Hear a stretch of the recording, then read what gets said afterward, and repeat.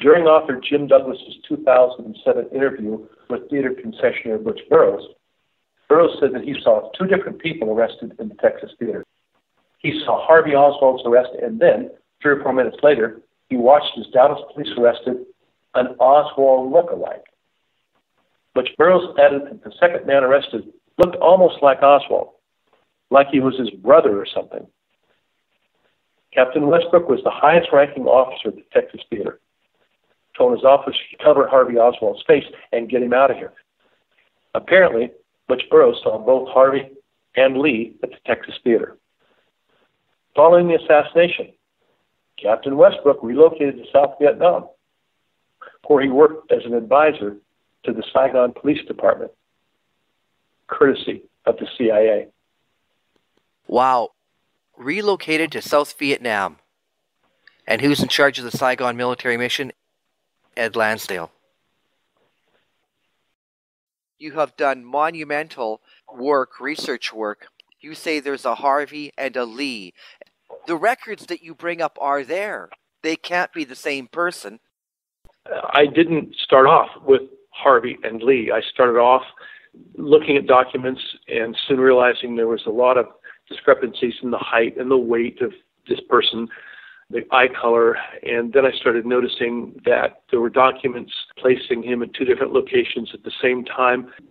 My research is really very simple. All I do is collect documents. I've spent months at the National Archives. If you put all the documents in chronological order, then the story is right in front of you. It's like piecing together a puzzle. The Tippett shooting, one document after another document after another document after testimony and so on. You've got Harvey Oswald. He's been to Russia. He supports communism. That, of course, was a ruse to get him into Russia in the first place. But anyway, he's got this persona established as a supporter of communism, married to a Russian wife, pro-Castro, and all this. He's being set up for the assassination of President Kennedy. Now, he's not the one who goes to the Sportstorm Rifle Range or to the... That's Lee Oswald. Lee Oswald was used to set up Harvey as the patsy for shooting President Kennedy. Some 12 hours before the assassination, Mary Lawrence was working at the B&B restaurant, 2 doors from Jack Ruby's Vegas club in downtown Dallas. She was the head waitress that had known Jack Ruby for the past 8 years. She and the night cashier saw Jack Ruby and a young man identical to Lee Harvey Oswald in the restaurant shortly before midnight on November 22nd. Now, that's Lee Oswald. And he was with Jack Ruby many, many times, seen by many, many people in Dallas, Texas, in the summer of 1963. This is important because in the summer of 1963, Harvey and Marina were in New Orleans. Minutes before midnight, November 22nd, when Jack Ruby was seen sitting at a table with a young man identical to Lee Oswald, Harvey Oswald was sleeping with his wife at Ruth Payne's house 15 miles away in Irving, Texas.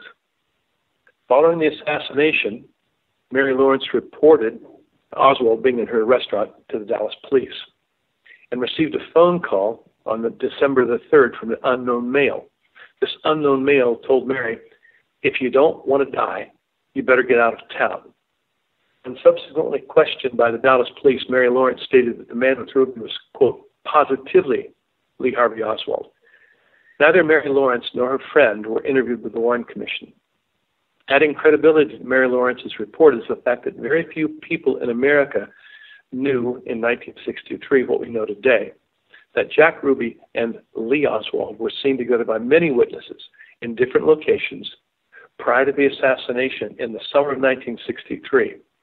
And many of these people gave statements with Oswald and Ruby together to both the Dallas police and to the FBI. Of course, that police are working on the assumption that there indeed is a connection between Jack Ruby and Lee Oswald, and that in some manner of speaking, Oswald's murder was to shut him up. Do you know Lee Oswald? Have you ever seen him? I saw him in the audience last week.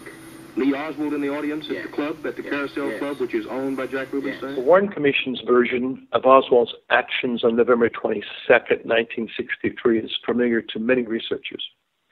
What follows are the actual activities and whereabouts of Lee Oswald and Harvey Oswald on November 22nd. Russian-speaking Harvey Oswald didn't drive, and he didn't have a driver's license.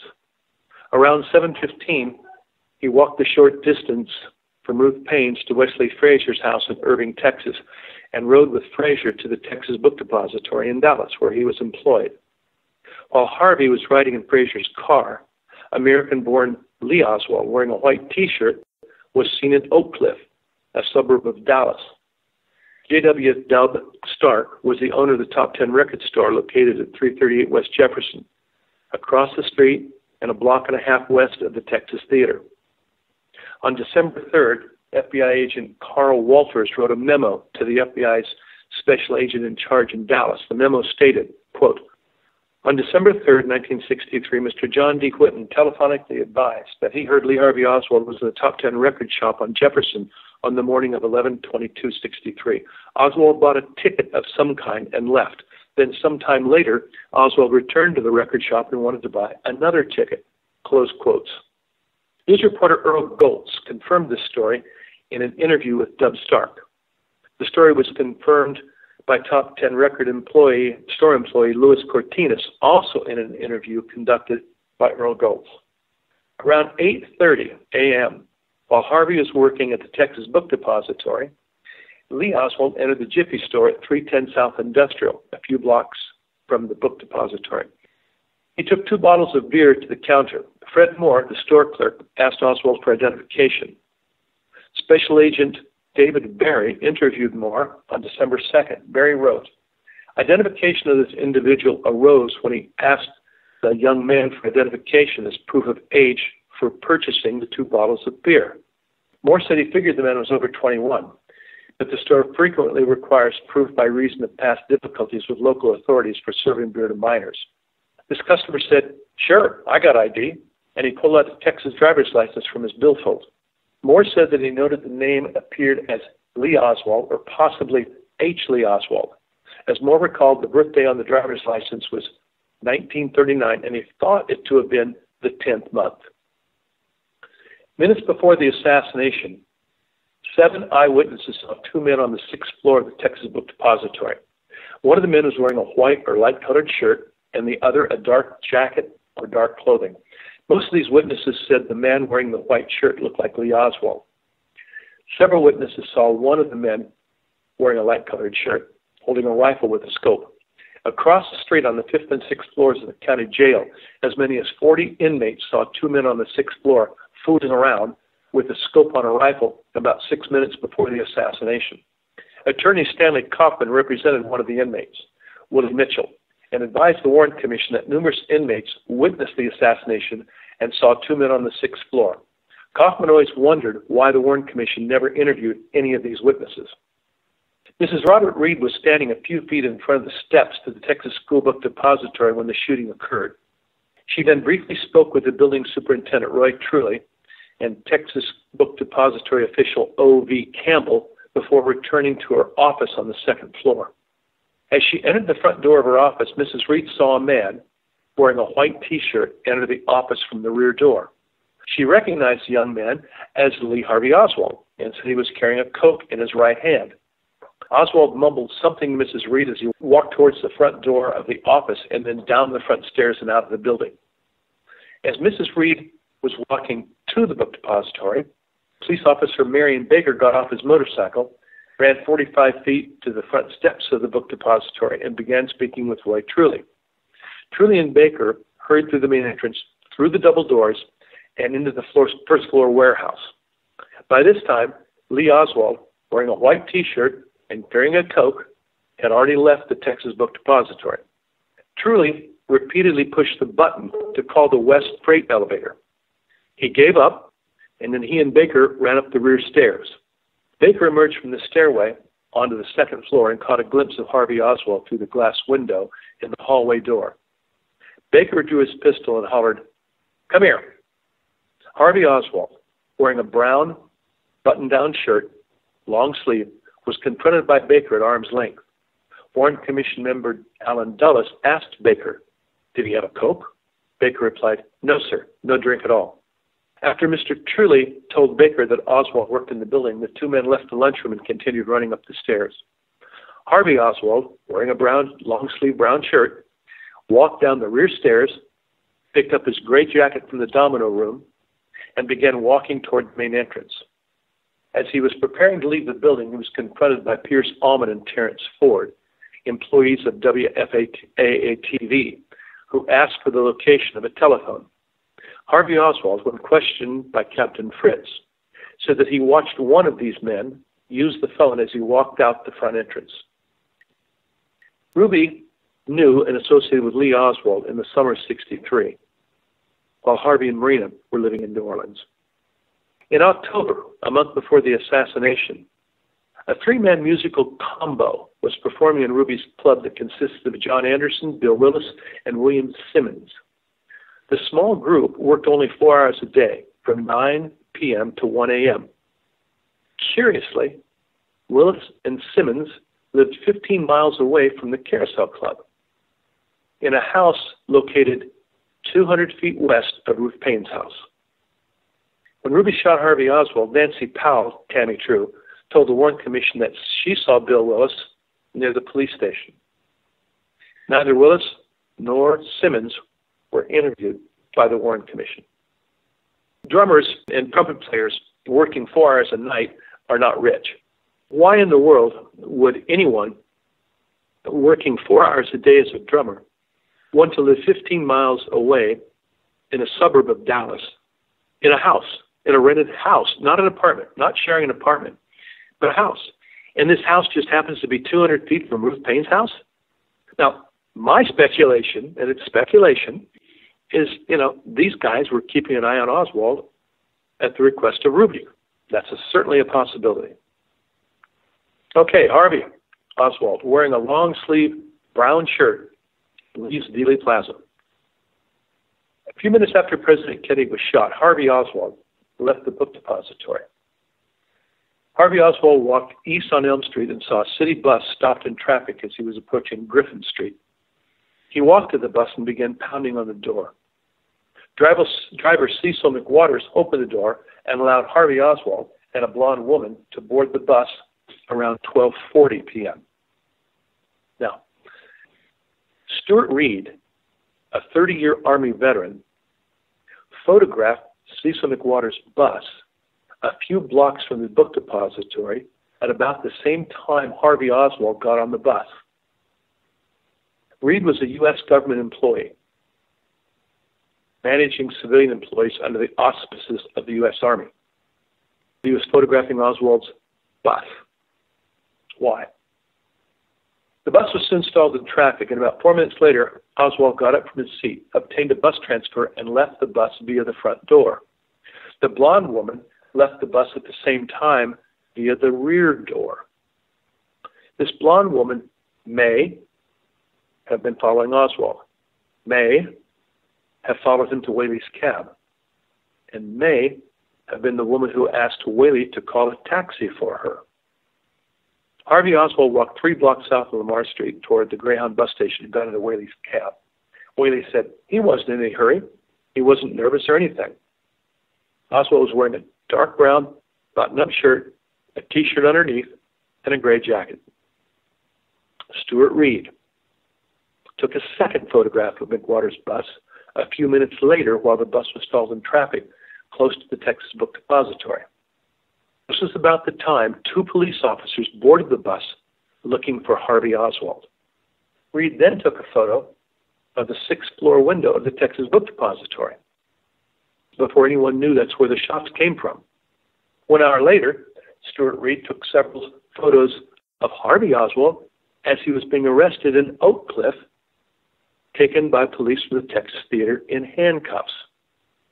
Stuart Reed took all of these photos, which sequentially followed Oswald's movement within an hour and a half. Reed dropped his film off at a photo lab in Dallas and then hurried to New Orleans to catch a boat back to the Canal Zone.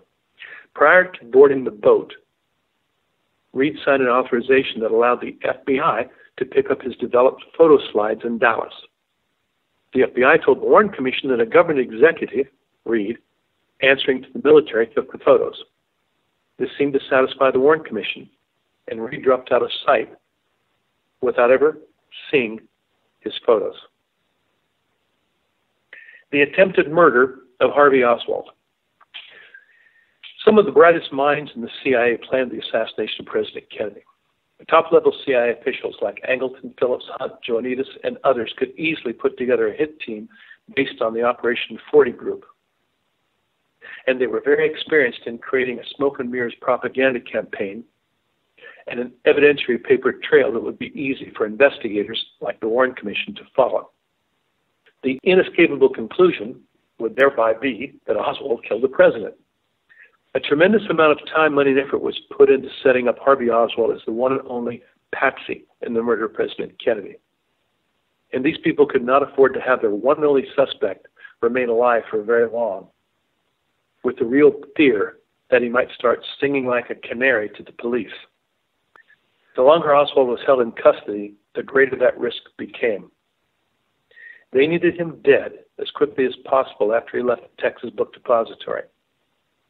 But Harvey Oswald's destination, likely chosen by his handlers, was the Texas Theater. Following the assassination of President Kennedy, the killing of Harvey Oswald was the number one priority for the planners. This posed a serious problem because the planners were not on the ground. They had to rely on others to carry out this deed.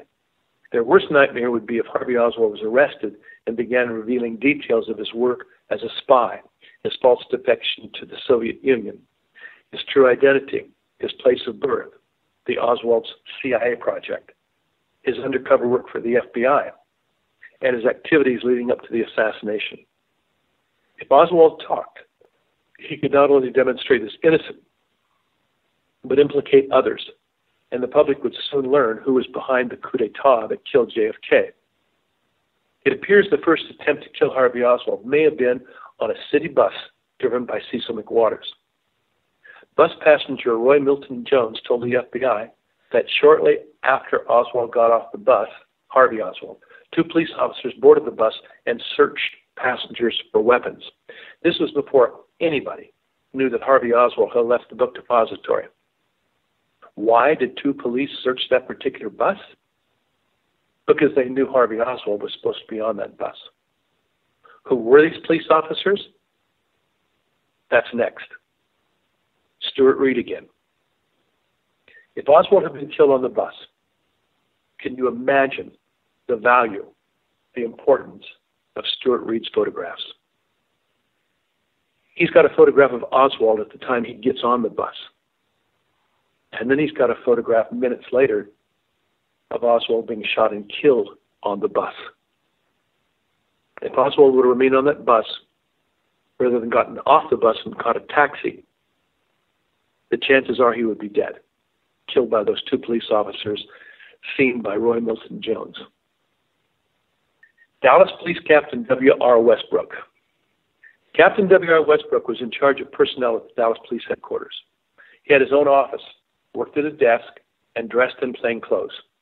Westbrook's work on a day-to-day basis was more like a civilian than a police officer. Westbrook told the Warren Commission, quote, "At the present time, I am personnel officer. We conduct all background investigations of applicants, both civilian and police. We investigate all personnel complaints, not all of them, but the major ones," end quote. Around 12:31, one of the Dallas police dispatchers, Mrs. Kinney, came into Westbrook's office and told him shots had been fired at President Kennedy.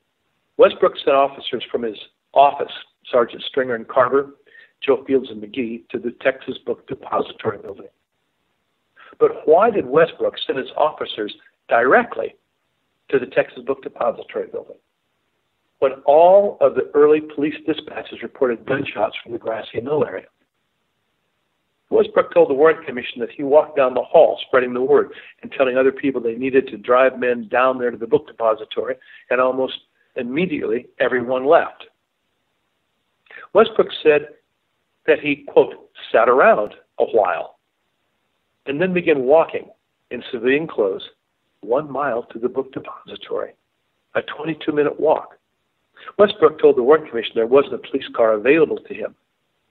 Yet Captain Westbrook could easily have asked the dispatcher to call a patrol car. He's a captain.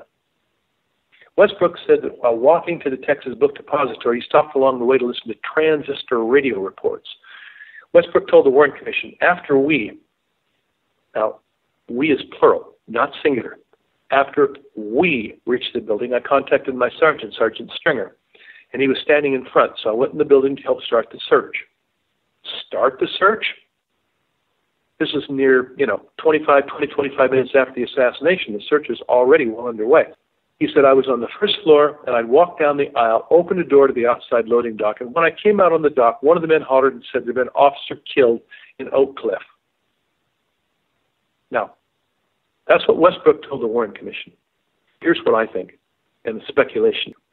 Westbrook's Warren Commission testimony aside, his whereabouts from the time he was seen at the police station around 12:33, to his arrival at the Texas Book Depository, 1:15, 1:10, are unknown.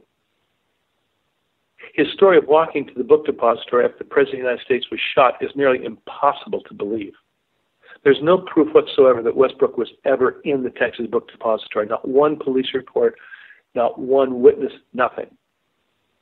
But Westbrook's story about walking to the book depository, which takes 25 minutes, that story gave Westbrook an alibi to account for 40 to 50 minutes of his time. This is very important. Westbrook would like us to believe that he walked 22 minutes to the scene of President Kennedy's murder, but then hurriedly drove to the scene of Officer Tippett's murder. Now we've got one police captain who's missing for some 40 minutes. There's a second police officer, Reserve Officer Sergeant Kenneth Carr. Kenneth Carr was a year-old reserve police officer, separated from his wife and living with his parents. Croy told the Warren Commission that when President Kennedy was shot, he was sitting in his car at the City Hall, same location as Westbrook. Croy said that while driving his car home, he was hemmed in from both sides by traffic on Main and Griffin for about 20 minutes. He drove past the courthouse on Elm and asked police officers, he can't remember their names, if he could be of any assistance. Croy said that after the officer said no, that he proceeded to drive home. Croy would have us believe that he was told by these officers that his police services were not needed, when many off-duty police officers were called at home and told to report for duty. And Croy testified that while at the courthouse, his estranged wife, quote, pulled up beside me, driving her car. And then the couple decided to go to lunch at Austin's barbecue. But first, Croy said that he needed to change clothes at his parents' house. On the day of the assassination of President Kennedy, one of the most infamous days in American history, Sergeant Croy would like us to believe that his priorities were to drive to his parents' house, change clothes, and have lunch with his estranged wife. That's Croy's testimony. My speculation, Croy's Warren Commission testimony aside, his whereabouts from 12:30 to 1:10 are unknown, just like Westbrook. His story of sitting in his car when the president was shot and getting hemmed in by traffic for 20 minutes gave an alibi to account for nearly 3/4 of an hour of his time. Following is my speculation. I don't believe Westbrook walked to the Texas Book Depository. I don't believe he was in the Texas Book Depository. I don't believe that Croy spoke to police officers in front of the courthouse, had lunch with his wife, and then went home. I believe that Westbrook, accompanied by Croy, drove his unmarked dark blue police car to Dealey Plaza. Westbrook and Croy boarded McWater's bus looking for Harvey Oswald, which was not reported to the Warren Commission, nor investigated by the FBI or the Dallas police. Captain Westbrook may have been carrying a drop gun that could have been planted on Oswald if and when Oswald was shot and killed on the bus. If Harvey Oswald had been killed on the bus, Stuart Reed's photos of McWater's bus would have become very famous. But after failing to locate Harvey on the bus, I believe that Westbrook and Croy drove a police car to Oak Cliff in an attempt to locate Harvey around 12:55. Question, were Westbrook and Croy the two police officers seen by Earlene Roberts driving past 1026 North Beckley about 1 o'clock? There's a lot there. I think this is just the tip of the iceberg of these two guys. Croy and Westbrook. Len, it's not only the tip of the iceberg. If there's one thing that researchers should do, it's read Croy's testimony in the Warren Commission. After reading Croy's testimony to the Warren Commission, it's very obvious now this is my opinion, this is my speculation, they questioned him time and time again about what he was doing in the basement of the police department when Oswald was shot and killed. He was standing next to Jack Ruby. That was his testimony. Isn't that interesting? My speculation is it was Croy who let Ruby into the basement to kill Oswald. If Harvey Oswald was not shot and killed on McWater's bus, then the apparent backup plan was to murder Dallas police officer J.D. Tippett near Oswald's home in Oak Cliff, blame the murder on him, and expect that the police would shoot the cop killer on sight.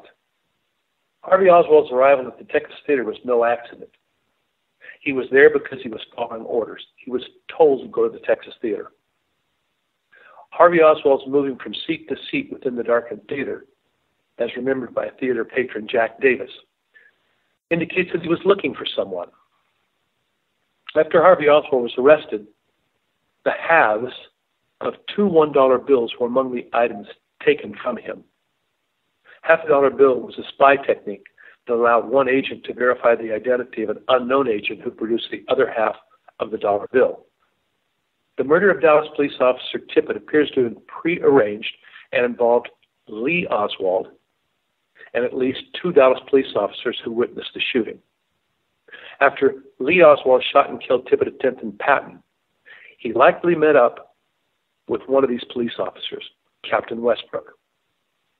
And Lee Oswald gave Westbrook his wallet, his white Eisenhower-type jacket, and the .38 pistol that he used to kill Tippett. Lee Oswald then hurried to the Texas Theater, purchased a ticket, and ran upstairs to the balcony. Captain Westbrook told the Warren Commission that he heard about the Tippett shooting while he was at the book depository. Does Westbrook drive to the scene of Tippett's murder? No. He drives to a parking lot a block and a half from the murder scene. Why? It was in this parking lot that Westbrook, quote, found or planted a white Eisenhower-type jacket that was allegedly thrown down by the suspect who shot Tippett. Westbrook identified the jacket to the police dispatcher at 1:25 p.m. and then drove to 10th and Patton. After he arrived at 10th and Patton, Westbrook produced a wallet, complete with identification for Lee Oswald and Alec Heidel, which he showed to fellow police officers and to FBI agent Robert Barrett. That wallet was filmed by WFAA television cameraman Ron Ryland. Now, thanks to Captain Westbrook, police officers at 10th and Patton knew the name of the suspect who apparently shot and killed Officer Tippett, and they had his white jacket. The wallet, last seen in the hands of Captain Westbrook, soon disappeared and was never seen again. No police report, no FBI reports, no Warren Commission testimony, no HSCA testimony. This wallet proves that Captain Westbrook was complicit in the prearranged murder of Tippett and the framing of Harvey Oswald for the crime of murder. You know, his timetable is unbelievable up till then, and now they know who they're looking for.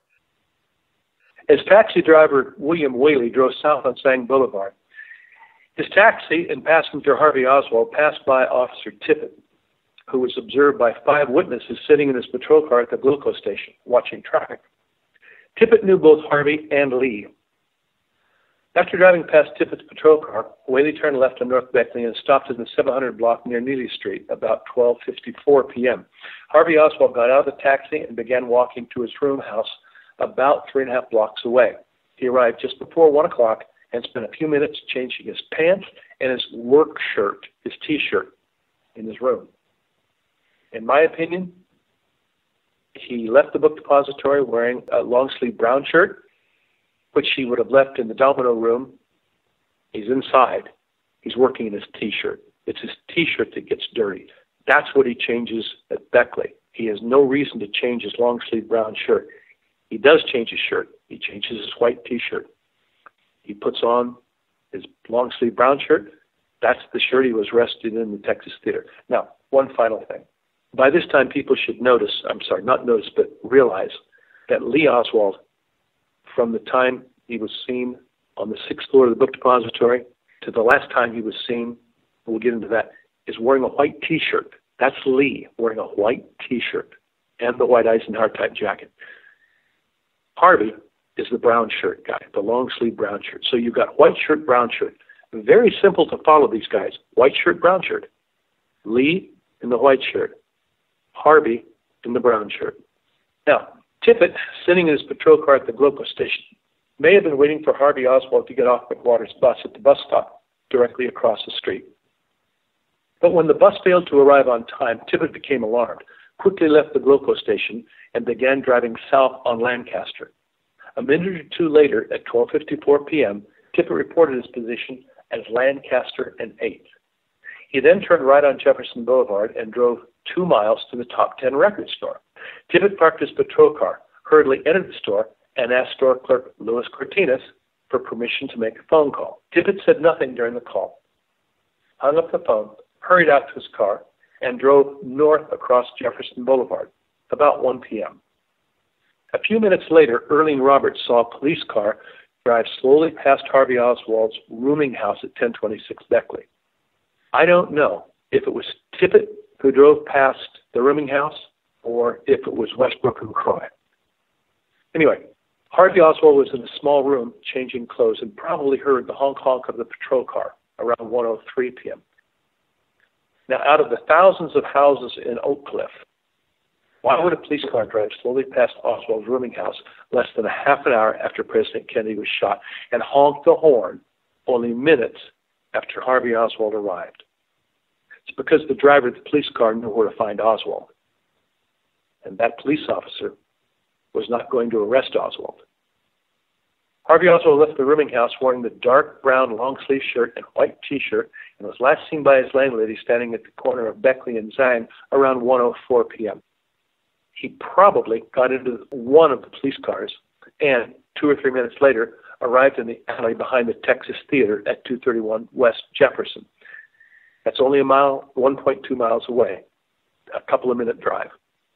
Harvey Oswald then walked, and this is important, sight unseen, from the alley behind the theater through a narrow passageway adjacent to the theater. He emerged on Jefferson Boulevard maybe 100 feet from the cashier. Nobody saw him. Purchased a ticket from Julia Postal and walked into the theater around 1:07 or 1:08. Concession attendant Butch Burroughs said that Oswald arrived between 1 and 1:07. Officer Tippett was shot around 1:08 or 1:09. A few minutes after Harvey Oswald arrived at the theater, Butch Burroughs sold him popcorn. There weren't that many people in the theater in the afternoon of November 22nd. If Oswald had snuck into the theater, it's pretty likely that Butch Burroughs would have known that he didn't buy a ticket. The fact that Burroughs sold him popcorn didn't raise an issue is a pretty good indication that Harvey Oswald, wearing the brown shirt, did buy a ticket. Now we're going to talk about Lee Oswald, seen by Mrs. Reed carrying a Coke and wearing a white T-shirt. Lee Oswald walked west on the Elm Street extension in front of the Texas Book Depository and waited. At 12:40 p.m., a light-colored Nash Rambler station wagon with a chrome luggage rack pulled over to the curb and stopped. Deputy Sheriff Roger Craig heard a shrill whistle, which attracted his attention, and watched as a young man wearing a white T-shirt walked over to the car and got in. Craig identified the man as Lee Harvey Oswald. Marvin Robinson was driving his Cadillac directly behind the Nash Rambler when the Rambler suddenly stopped. Robinson saw a white male hurry over to the car and get in. Robinson's employee, Roy Cooper, was following him in a different vehicle and also saw the same man hurry and get into the car. Both men told the FBI that the man who got into the Nash Rambler closely resembled Lee Harvey Oswald, but neither man was interviewed by the Warren Commission. Helen Forrest saw the man run towards the Nash Rambler and get in. She said, quote, "If it wasn't Oswald, it was his identical twin." Helen Forrest was never interviewed by the Warren Commission, nor was her statement published in the Warren volumes. The Nash Rambler was last seen driving under the triple overpass with Lee Oswald, who was wearing a white T-shirt. Before meeting up with Officer Tippett near 10th and Patton, Lee Oswald acquired a pistol and a light-colored medium-sized jacket that he wore over his white T-shirt. About 1:03, Lee Oswald was seen by several witnesses in the Oak Cliff suburb of Dallas, walking west near the corner of 10th Street and Marsalis, more than a mile south of Harvey Oswald's rooming house.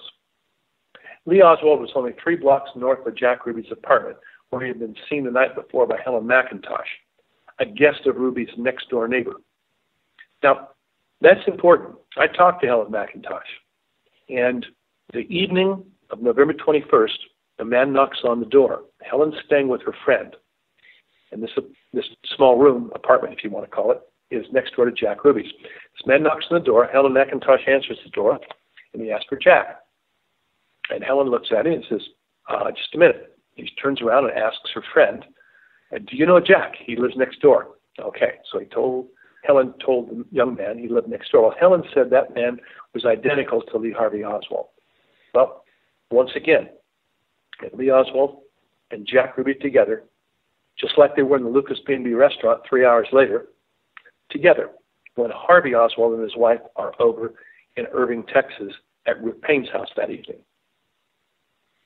4 blocks away from Ruby's apartment, and only 1 block east of 10th and Patton, 1 block, was a small single-story house at 511 East 10th that was owned by attorney Dick Loomis Sr. and his wife. Mrs. Loomis was a housewife and president of the Oak Cliff Fine Arts Club. She told FBI agents Griffin and Carter that a young couple who were identical to Lee Harvey and Marina Oswald lived next door in an apartment complex at 507 East 10th, about 1 week before the assassination. Mrs. Loomis saw Marina and her infant child in front of her home and recalled that Marina had jet black hair. She said Marina wore very plain clothing. On one occasion, wore a light blouse and a plaid skirt, and on another occasion, a dark blouse and the same plaid skirt. Now, we need to keep in mind that Marina had 2 children at that time. She just gave birth to Rachel. June, of course, was, 2 years old at the time, born in Russia. All right. Mrs. Loomis once saw a heavy-set man visit the apartment next door and thought it may have been Ruby. FBI agent James Hosty, who never met Oswald face-to-face prior to November 22nd, told fellow FBI agent Carver Gayton that he left notes under Oswald's apartment door. But the Warren Commission reported that Oswald lived either at his rooming house or at Ruth Payne's house, neither of which was an apartment.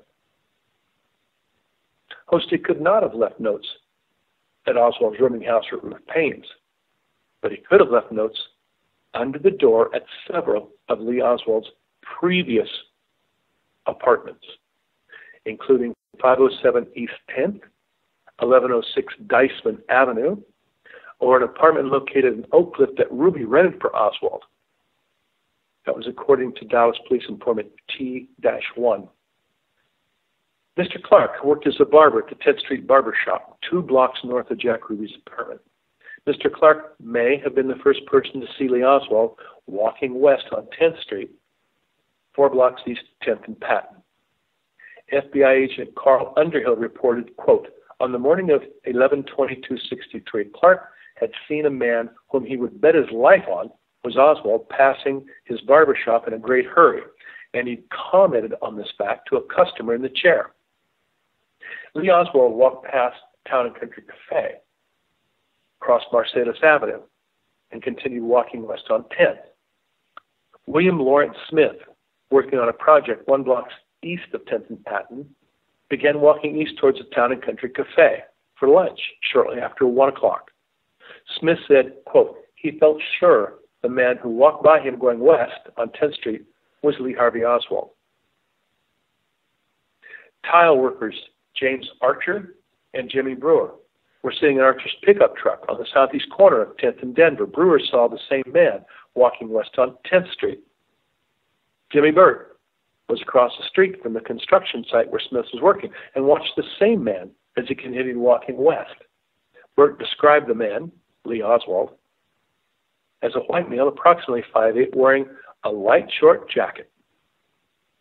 Burt said he, quote, caught a glimpse of the shooter, but was, quote, never closer than 50 to 60 yards to this man. William Arthur Smith was with Burt at the time and described the same man as a white male wearing a white shirt, light brown jacket, and dark pants. Both Burt and Smith watched this unknown man as he continued walking west on 10th Street towards Patton. They saw a black police car driving east and pull slowly over to the curb. The young man casually walked over to the police car and began speaking with the officer through the passenger window. This is around 1:06 p.m. After the assassination, Burt and Smith were shown Harvey Oswald's photograph, and both men said this was not the man who shot Tippett. Taxi driver William Scoggins was sitting in his taxi at the corner of 10th and Patton eating lunch as Tippett, in his police car, passed by him driving east. Scoggins recognized the driver and told the Warren Commission, quote, "Just used to see him every day." As Tippett stopped and parked his vehicle in front of the small driveway at 410 East 10th, Scoggins saw a young man walking west on 10th Street. He watched the man approach the police car. Scoggins told the Warren Commission the young man was wearing a light-colored jacket, a white shirt, and dark trousers. As Lee Oswald, wearing the white T-shirt, began talking with Tippett, he was carrying a concealed weapon, a .38 revolver. Harvey Oswald, in the brown shirt, was 7/10 of a mile west, inside the Texas Theater, and he was also carrying a .38 revolver. Harvey Oswald arrived at the theater around 1:01 to 1:07, 1:08, and almost certainly purchased a ticket from Julia Postal. Jones Harris, a longtime assassination investigator, arrived in Dallas the day after the assassination. Harris interviewed Julia Postal in the office of the manager of the Texas Theater. Harris asked Postal if she sold tickets to the man arrested in the theater by Dallas police. Postal immediately burst into tears. Harris walked out of the office and returned a short time later. When Harris asked Postal again if she sold Harvey Oswald a ticket, she burst into tears. Harris was convinced that Postal knew that Julia sold Harvey Oswald a ticket. Butch Burroughs told Texas researcher Jim Mars that Julia Postal knows she sold a ticket to Harvey Oswald. Harvey Oswald purchased popcorn from Burroughs around 1:15 and then returned to the lower level and took a seat next to a pregnant woman. Within a few minutes, both Oswald and the woman got up from their seats. Harvey Oswald walked to the concession area and then back into the lower level and took a seat next to Jack Davis in the first row on the right side. Davis remembered that Oswald was sitting next to him in the near-empty theater as the opening credits to the movie began a few minutes before 1:20 p.m. After sitting next to Davis for a few minutes, Oswald got up and walked past empty seats to the small aisle on the right side of the theater and back into the concession area. Davis watched Oswald as he again re-entered the theater and took a seat next to a man on the back row directly across the aisle from Davis. Within a few minutes, Harvey Oswald got up and once again returned to the concession area. He returned a few minutes later and took a seat across the aisle from Mr. Davis and then moved to another seat on the fourth row. It appeared to Davis as though Harvey Oswald was looking for someone, perhaps a contact. Now, once again, that after his arrest, the police found two halves of two different dollar bills in Harvey Oswald's wallet. This is a method of spycraft. Wherever and whenever Oswald met his contact, this person would provide confirmation of his identity with the other half of these dollar bills. Now, curiously, neither of these items were listed on the police inventory of November 23rd, the joint FBI-Dallas police inventory of November 26th, nor were they photographed. At the National Archives in Adelphi, Maryland, I inspected and handled each item of inventory listed on the FBI DPD inventory of 1126. These items were not among the inventory. The only indication of these items is from the Dallas police files. Butch Burroughs saw Harvey Oswald sitting next to one person, a pregnant lady, and both got up from their seats only minutes apart. Question: why would a pregnant woman watch a war movie at 1:15 on a Friday afternoon? How likely is that? And why and how did this pregnant woman leave the theater just before police arrived? Burroughs remembered that prior to the police arriving, this pregnant lady went to the restroom in the balcony and was never seen again. Could this woman have been Harvey Oswald's contact in the theater? Perhaps. Lee Oswald and Officer Tippett had a friendly conversation. No question about that. Officer Tippett lived with his wife and family at 238 Glencairn, 7 miles south of 10th and Patton, and he patrolled Area 78 in South Oak Cliff. On November 22nd, Tippett was in the area of Central Oak Cliff in Patrol District 91, assigned to Officer William Menzel. He was several miles from his assigned district.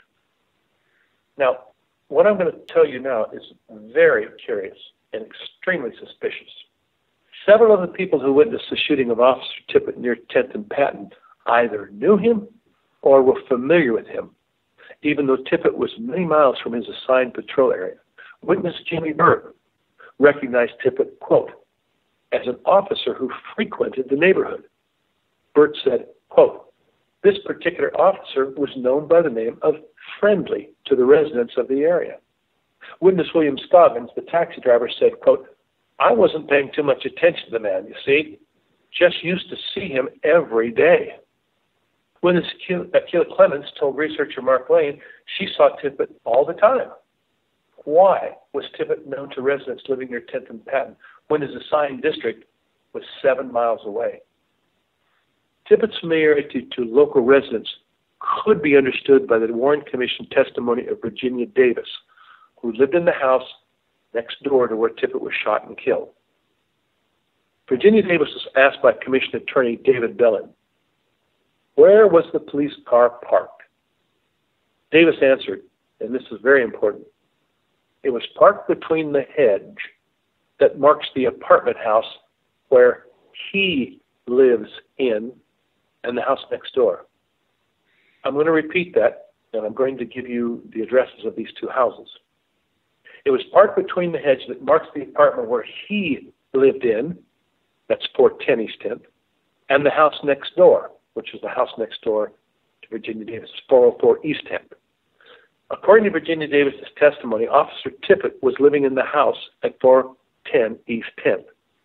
If Tippett lived in this house, it was actually a duplex, 410, 408 East 10th, or was having an affair with a woman living in this house, Johnny Maxie Thompson, this would explain not only Tippett's familiarity with the local residents, but it could also explain a familiar location where he could meet up with Lee Oswald and fellow co-conspirators.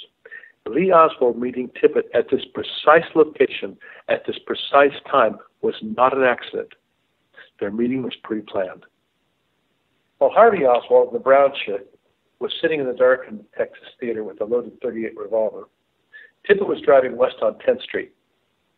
Witnesses in the 500 block of East 10th saw the shooter walking west towards 10th and Patton. But witness Helen Markham, standing on the corner of 10th and Patton, told the Warren Commission the shooter was walking in the same direction as the police car was driving, east. Lee Oswald could easily have walked past 410 East 10th, where Tippett lived. And when he did not see Tippett's police vehicle, he just may have continued walking west. When he saw Tippett's police car in the distance, maybe he turned around and walked back to the address where Tippett lived. Tippett slowly drove his police car to the curb and stopped directly in front of the narrow driveway at 404 East 10th. Now, this driveway is between the houses at 404 and 4 East 10th, which is next door to Virginia Davis at 400 East 10th. This small driveway is a very small driveway, led from 10th Street straight back to the alley behind the two houses. This is very narrow.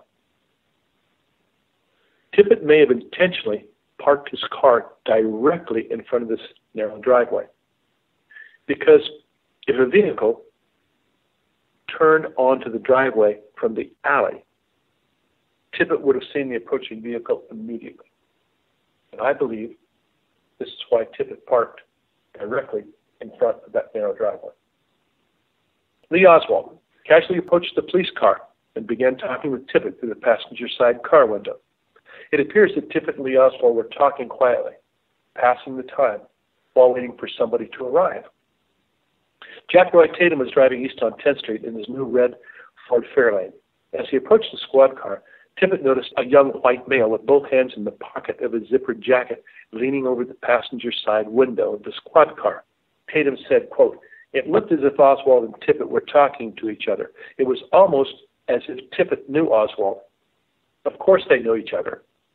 Lee Oswald was the same man Tippett sat next to at the Dobbs restaurant 2 days early, on Wednesday, November 20th, while Harvey Oswald was working at the book depository."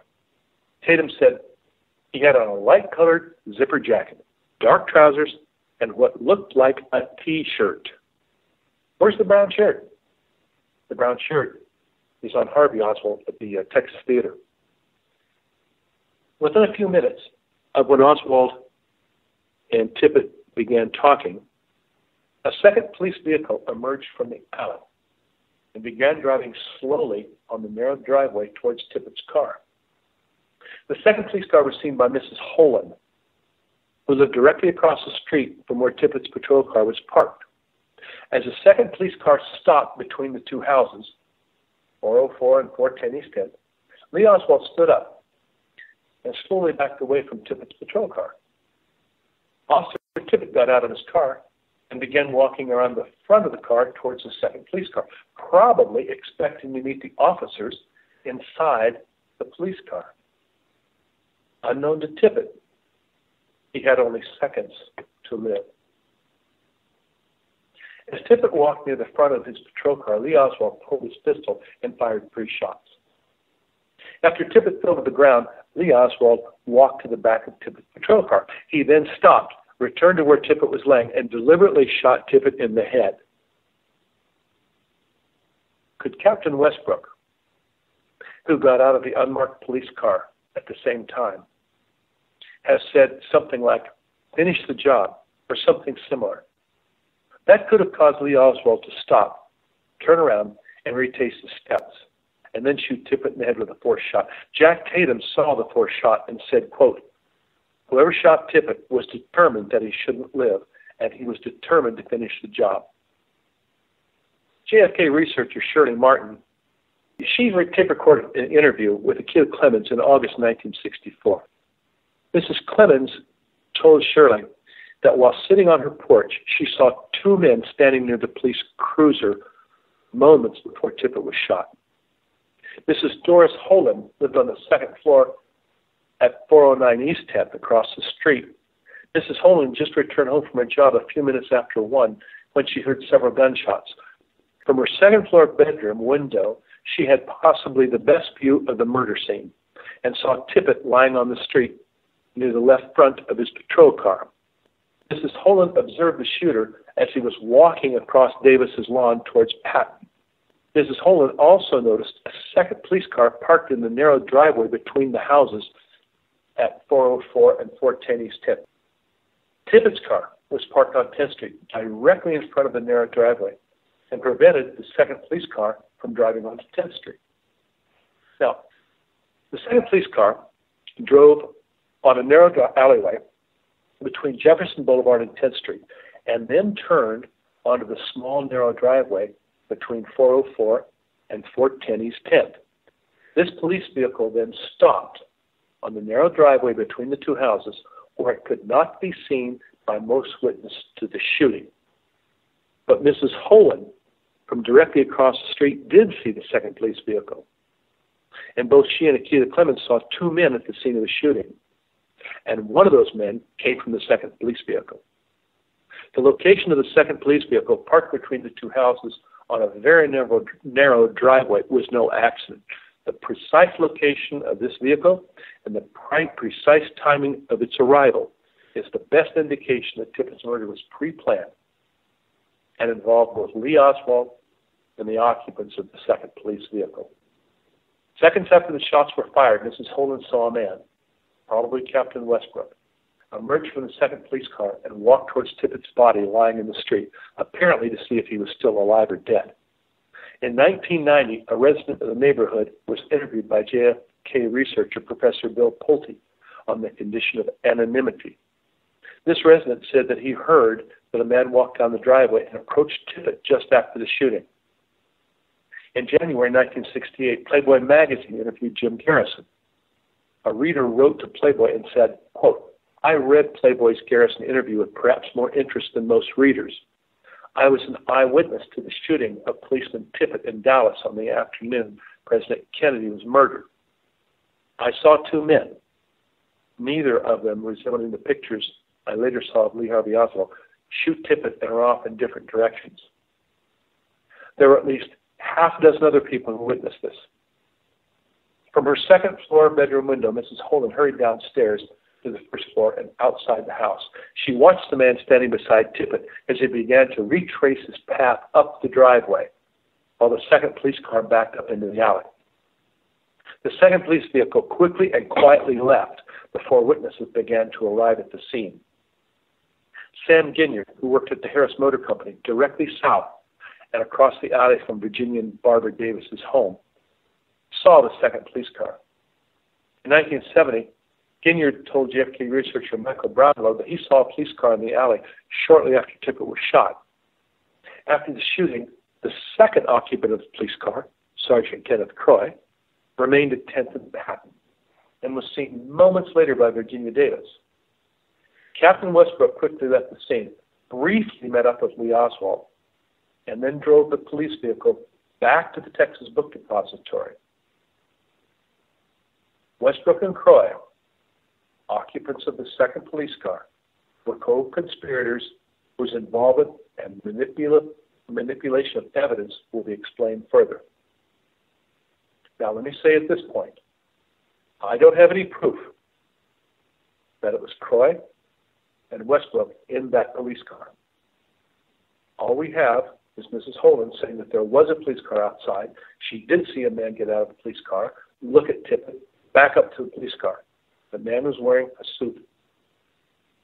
Mrs. Margie Higgins, a neighbor of Mrs. Holden who lived at 417 East 10th, said, quote, "Well, I was watching news on television, and for some reason the announcer turned and looked at the clock and said the time was 6 minutes after 1. At that point, I heard the shots." Mrs. Higgins described the shooter and said he was definitely not the man they showed on television. Mrs. Higgins called the police. James Archer and Jimmy Brewer, sitting in Archer's pickup, heard gunshots and soon saw Tippett laying in the street. Shortly after 1 o'clock, Masons Francis Kenneth and Albert Austin were working on a scaffold on a construction project when they heard gunshots. Both men heard shots, saw a policeman laying on the ground, and watched the man run from the scene and turn south on Patton. Kenneth was shown a photograph of Oswald and said that he could not identify him as being the individual he observed leaving the scene of the Tippett shooting. After hearing gunshots, Jimmy Burt and William Arthur Smith quickly ran towards Burt's 1952 Ford, which was parked on Denver Street, near 10th Street, facing south. They jumped into the car and within a minute arrived in the front of Tippett's patrol car. They arrived so quickly, they saw Lee Oswald walking south near the corner of 10th and Patton with a gun in his right hand.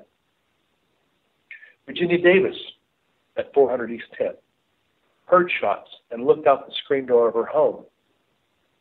As Lee Oswald was cutting across the front yard of her house, he removed empty shell casings from his gun and tossed them on the ground.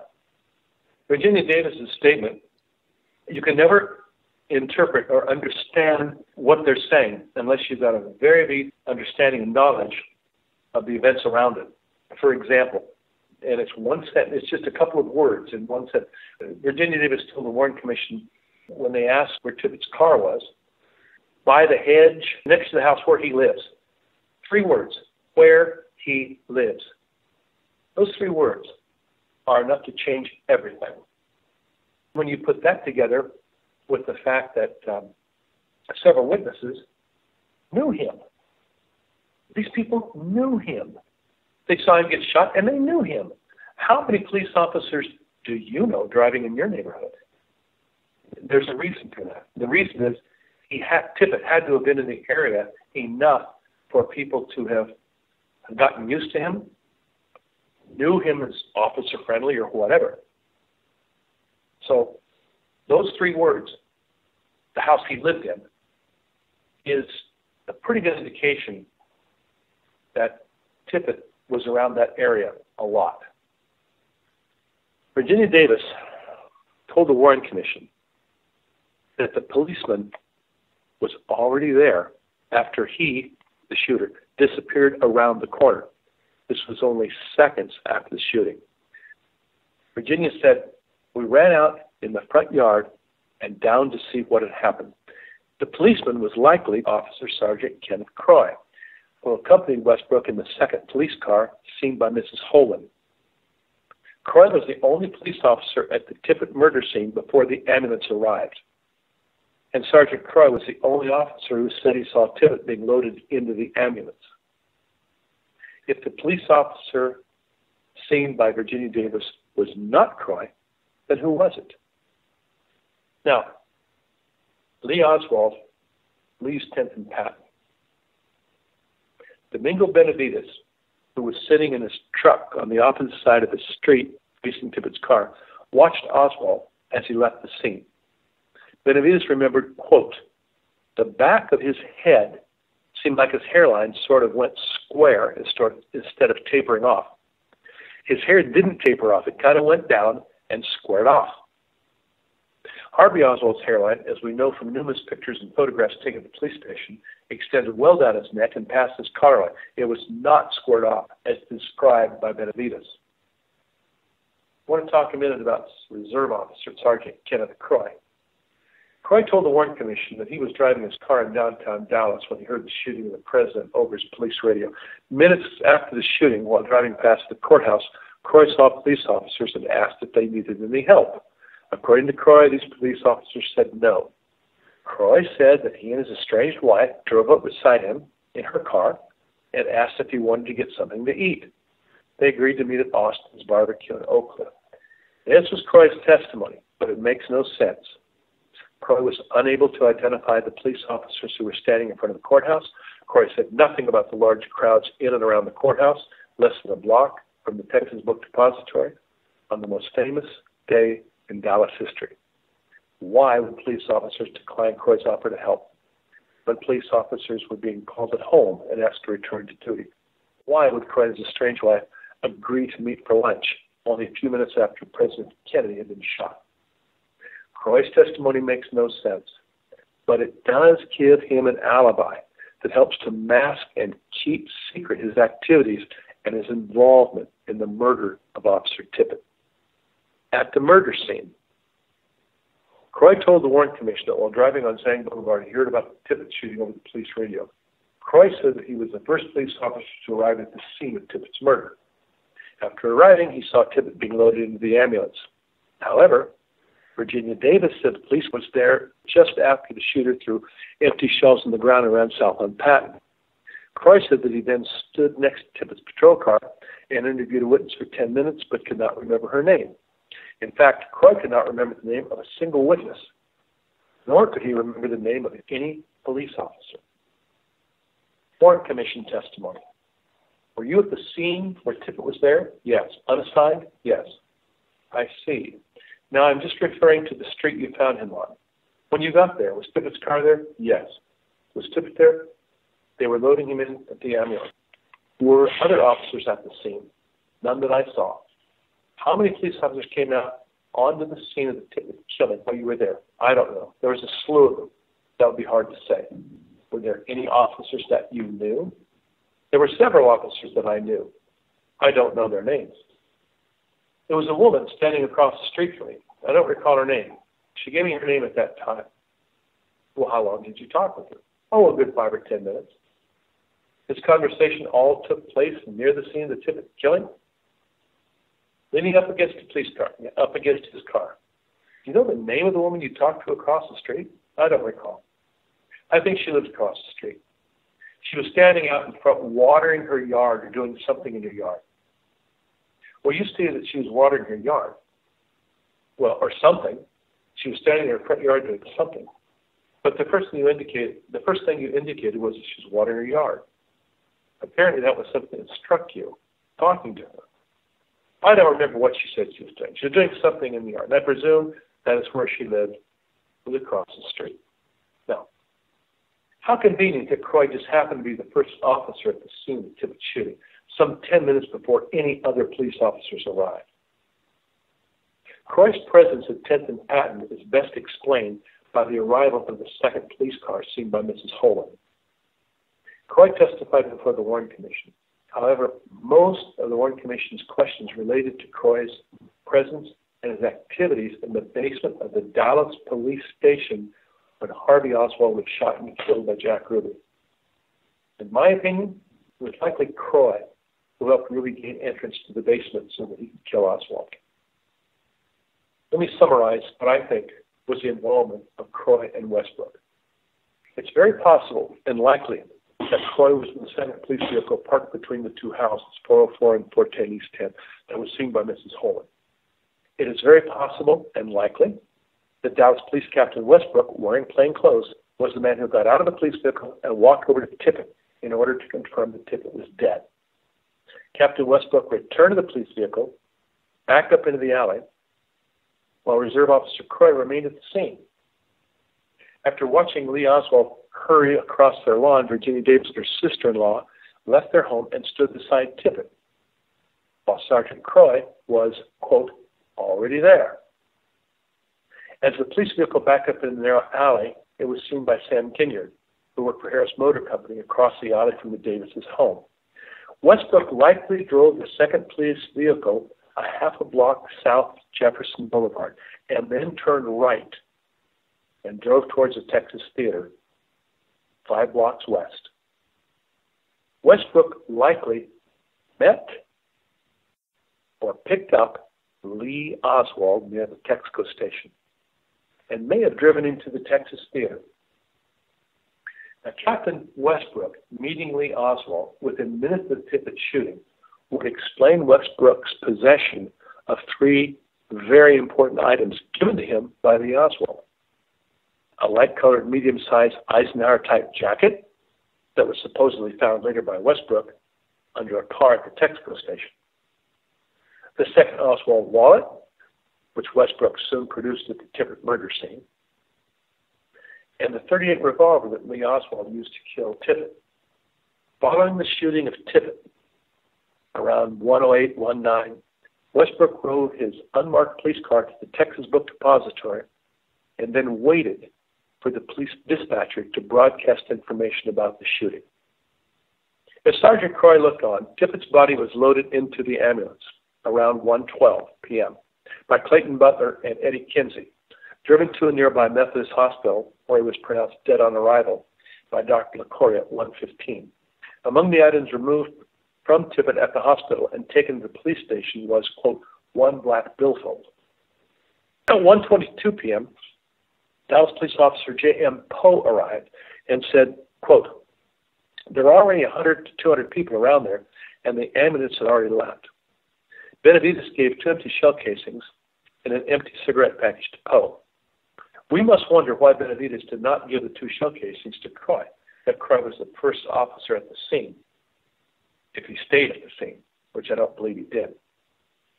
Helen Markham provided Poe with a description of the shooter, which he immediately passed on to the Dallas Police dispatcher, who reported, quote, last seen about the 300 block East Jefferson. He's a white male wearing a white jacket, white shirt, dark slacks. Dallas police officers began to question witnesses as more and more onlookers gathered. We will soon learn that a wallet containing identification for Lee Harvey Oswald and Alec Heidel was allegedly found at the Tippett murder scene by Croy, who claims that he then gave the wallet to Captain Westbrook. But not one witness, not one ambulance driver, not one neighbor, not one onlooker, and not one trained police officer saw a wallet lying on the ground or in Tippett's car. One of the first witnesses at the scene was Ted Calloway, who said, quote, I'll tell you one thing, there's no billfold at that scene. If there was, there would have been too many people who would have seen it. Now, we can now understand that Croy's testimony about asking police officers if they needed assistance in Dealey Plaza was nonsense. Croy was not driving his car near 10th and Patton when he heard about the Tippett shooting. Croy likely arrived at 10th and Patton with Captain Westbrook in the police car that was seen by Mrs. Holman. He remained at the scene of the crime after Westbrook left in the police car. And Croy was the officer seen by Virginia Davis after she walked from her porch to Tippett's police car and watched him laying on the ground. By claiming he was the first and only officer at the scene, could claim that he found or was given a wallet at the murder scene before witnesses arrived. Croy should have been asked why he didn't give the wallet to any of the 24 regular police officers and detectives who arrived at the scene. There were many police officers there by 1:15, 1:20. Westbrook didn't arrive until 20 minutes later. Croy should have been asked why he held on to the wallet for half an hour before giving the wallet to Westbrook, who didn't arrive until 1:40. In my opinion, Croy never saw the second wallet, nor had the wallet in his possession at any time. Westbrook got the wallet from Oswald after the shooting. After talking with witness Ted Calloway, Patrolman Summers reported that he had, quote, an eyeball witness to the getaway man. The suspect was described as having black wavy hair, wearing an Eisenhower-type jacket of light color, dark trousers, and a white T-shirt. He was, quote, apparently armed with a .32 dark finish automatic pistol, which he had in his right hand. However, if an automatic pistol was used to kill Tippett, 3 of the spent shell casings would have been ejected at the point where Oswald began shooting Tippett and would have landed on 10th Street, near the passenger side of Tippett's car. After Oswald shot Tippett in the head at point-blank range, the last shell casing would have been ejected onto the pavement on 10th Street, which it was not. Barbara and Virginia Davis, however, watched Oswald as he crossed in front of their yard, using his right hand to shake empty shells from an open revolver into his left hand. 2 shell casings were removed near a bush in the Davis' side yard, about 50 to 60 feet from the front of Tippett's squad car, where the shots were fired. No question he was shot with a revolver, a 6-shooter revolver, and not a pistol, not a semi-automatic pistol. Now, the next part, and probably the last part of this segment, will be about Lee Oswald arriving at the Texas Theater. Johnny Brewer has long been an important part of Oswald's arrival at the Texas Theater. Now, unraveling the truth about what happened is detailed, and it's not easy to follow. But I can assure you that Johnny Brewer did not see the man with the brown shirt at his store or anywhere near his store. What I will say, it was Tommy Rowe. Tommy Rowe is the central figure in understanding how and why the police went to the Texas Theater. Tommy Rowe was a close friend of Jack Ruby's. Tommy Rowe worked with Johnny Brewer in the shoe store. It was Tommy Rowe who pointed out Oswald in the brown shirt to the police sitting in the Texas Theater, not Johnny Brewer. It's obvious to me that Lee Oswald's prearranged assignment was to kill Officer Tippett, which he did by intentionally shooting him in the head, and then lead police to the Texas Theater where Harvey Oswald was sitting in the dark theater with a loaded .38 revolver. Tippett's murder would soon be blamed on Harvey Oswald, based on identification found in a wallet that suddenly appeared in the hands of Captain Westbrook at 10th and Patton. Identifying Harvey Oswald as the killer of Officer Tippett would give Dallas police ample justification to shoot Harvey Oswald on sight, especially if he was carrying a loaded revolver. But through the years, I've always wondered about 2 issues.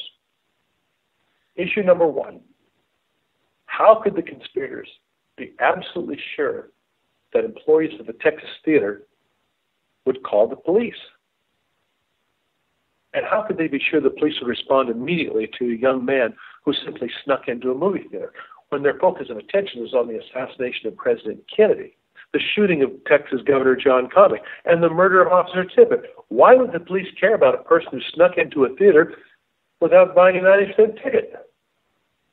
So the conspirators needed to make absolutely sure that the police would be called and that they would go to the Texas Theater.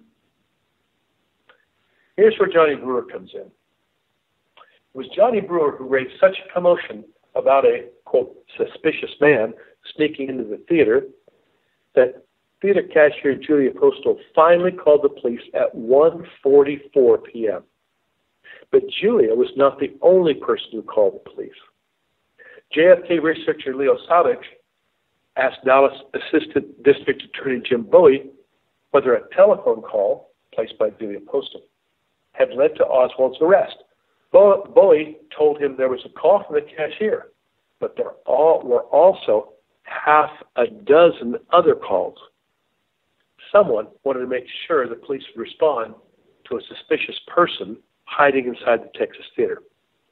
Now, the second issue is more important, and it's a timeline. Tippett was shot at 1:06, 1:08 p.m., and it's only an 8 to 9 minute walk to the Texas Theater. Why would the police not call until a half an hour later? What happened during that time? Almost 40 minutes. It's always bothered me. It's been on my mind for 20 years. Now, I was not the first to wonder about these missing minutes.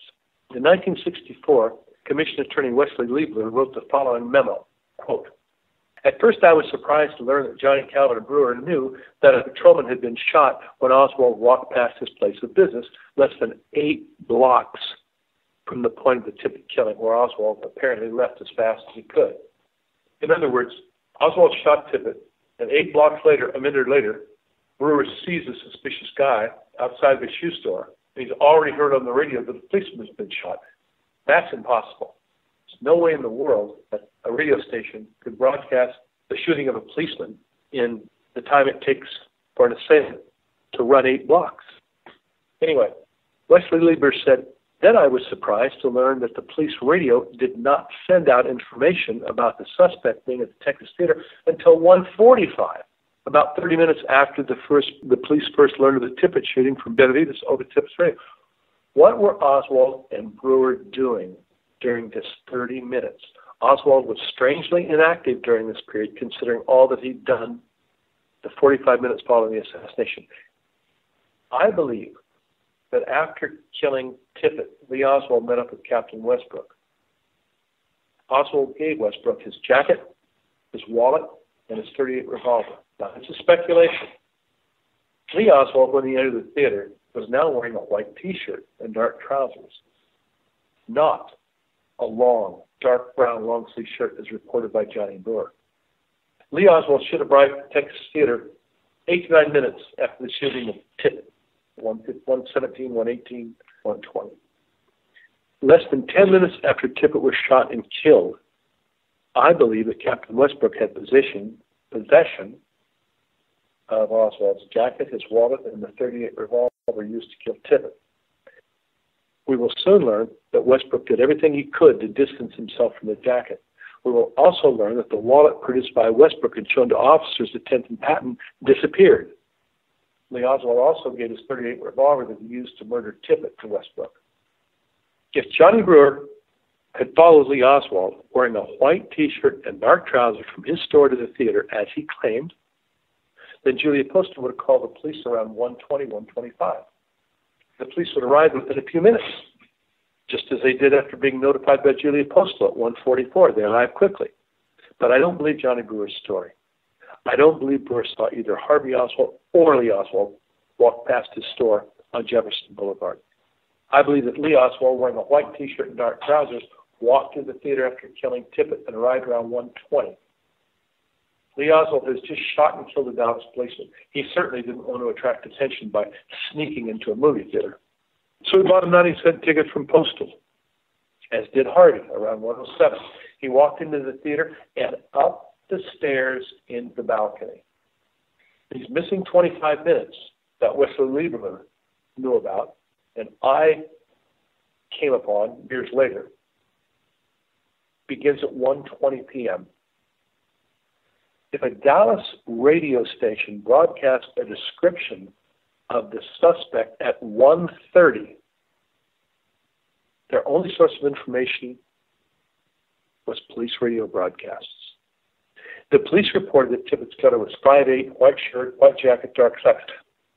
But Johnny Brewer told Julia Postal and the Warren Commission the man he saw sneak into the theater was wearing a long-sleeve brown shirt, not a white shirt, not a light-colored jacket as reported by the police. Brewer also said this man was acting suspicious and appeared to be scared outside his store at 1:30. But Brewer's description of Oswald's clothing did not match what the police broadcast said. And Brewer's description of Oswald acting scared did not match police observations of Harvey Oswald after he was arrested. Police officer said Oswald was calm and showed no signs of being scared. This author believes that 25 minutes are the result of Brewer needing to wait to hear about the murder of a policeman on the radio. After hearing a description of the suspect, Brewer could then approach Julia Postel, tell her that a suspicious man had snuck into the theater, and insist that she had called the police. Brewer never explained how he was able to identify the suspect wearing a white T-shirt and white jacket, according to the radio, as the same man who appeared in front of his store wearing a long-sleeved dark brown shirt. And according to the Dallas radio stations, information about the Tippett shooting was first broadcast at 1:51, long after Brewer claimed to have heard it on the radio. At 1:35, Julia Postel was listening to KLIF radio and heard the official announcement that President Kennedy was dead. Julia said Johnny Brewer appeared shortly after she heard the news of Kennedy's death. Brewer asked Julia if she'd sold a ticket to a man who was wearing a brown shirt, and she replied, "What man?" Now, how could Johnny Brewer know about a man wearing a long-sleeved brown shirt, Harvey Oswald, when that man had been sitting in the theater since 1 o'clock, a half an hour earlier? So, Warren Commission attorney asked Brewer, "Well, would you state what happened? You said you saw him walk into the Texas theater?" Brewer, "He walks into the Texas theater, and I walk up to the theater, to the box office, asked Miss Postel if she sold a ticket to a man who was wearing a brown shirt, and she said no, she hadn't. She was listening to the radio herself. And I said a man walked in there, and I was going to go inside and ask the usher if he had seen him. I don't believe that Julia Postel saw anybody, precisely because there wasn't anyone. The entire story about a man sneaking into the theater was made up by Brewer." Warren Commission attorney Bellin wondered why Brewer would ask Postel if she sold a man a ticket, when Brewer had just seen the man sneak into the theater without buying a ticket. Bellin, "Why did you ask Julia Postel whether she had or hadn't?" Mr. Brewer, "I don't know." Bellin, "You just asked her?" Just asked her whether she had bought or she had seen him go in." Now, Brewer hurried into the theater and asked Butch Burroughs if he had collected a ticket from a man who he thought had just entered the theater and was acting suspicious.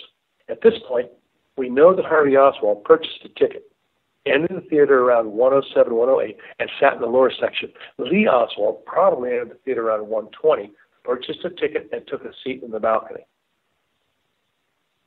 Now, the Warren Commission asked Butch Burroughs what he would do if a person entered the theater without purchasing a ticket.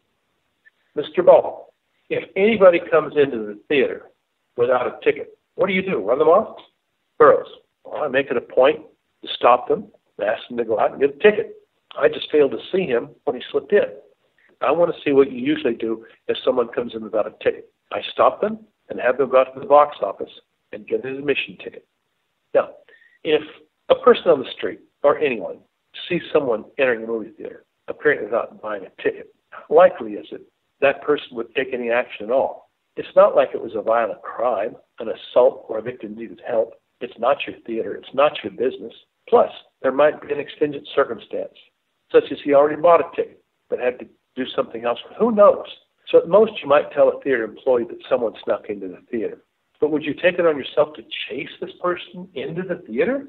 I doubt it. So neither Butch Burroughs nor Julia Postel would have called the police, even if they had seen a man sneak into the theater. It was Johnny Brewer who raised such a commotion that Julia finally called the police at 1:44. But readers must remember that Julia Postel was not the only person that called the police about a suspicious man. JFK researcher Leo Salvage asked Dallas District Attorney Jim Bowie whether the phone call by Postel had led to Oswald's arrest. Bowie told Salvage there was a call from the cashier, but there were also half a dozen other calls to the police concerning a suspicious man. A half a dozen calls to the police by a person or persons unknown is a clear indication of a conspiracy. One of those calls may have come from Jack Ruby's friend, Tommy Rowe, who worked with Brewer, and who may have prodded Brewer into thinking that the suspicious man who snuck into the theater killed Officer Tippett. Rowe's prodding of Brewer may account for some of the missing minutes. After half a dozen phone calls, the dispatcher finally reported that a suspicious man had gone into the theater. 26 police officers, mostly from 10th and Patton, quickly arrived at the theater. But it is very, very important for readers to understand that it was Captain Westbrook who was the first to arrive at the theater. Harvey Oswald is sitting with a brown shirt in the Texas Theater since 107. He's the guy that changed seats, apparently looking for someone. Lee Oswald, wearing the white shirt, is the one who shot Tippett. Once again, white shirt, brown shirt. You've got Harvey Oswald wearing a long-sleeve brown shirt sitting in the lower section of the movie theater. You've got Lee Oswald wearing a white T-shirt who bought a ticket and went up to the balcony. At some point, Lee Oswald may have tried to leave the theater. He could have walked down the rear stairway and out the exit door that opened onto the alley. But behind the theater was a young man standing next to a pickup truck with the engine running.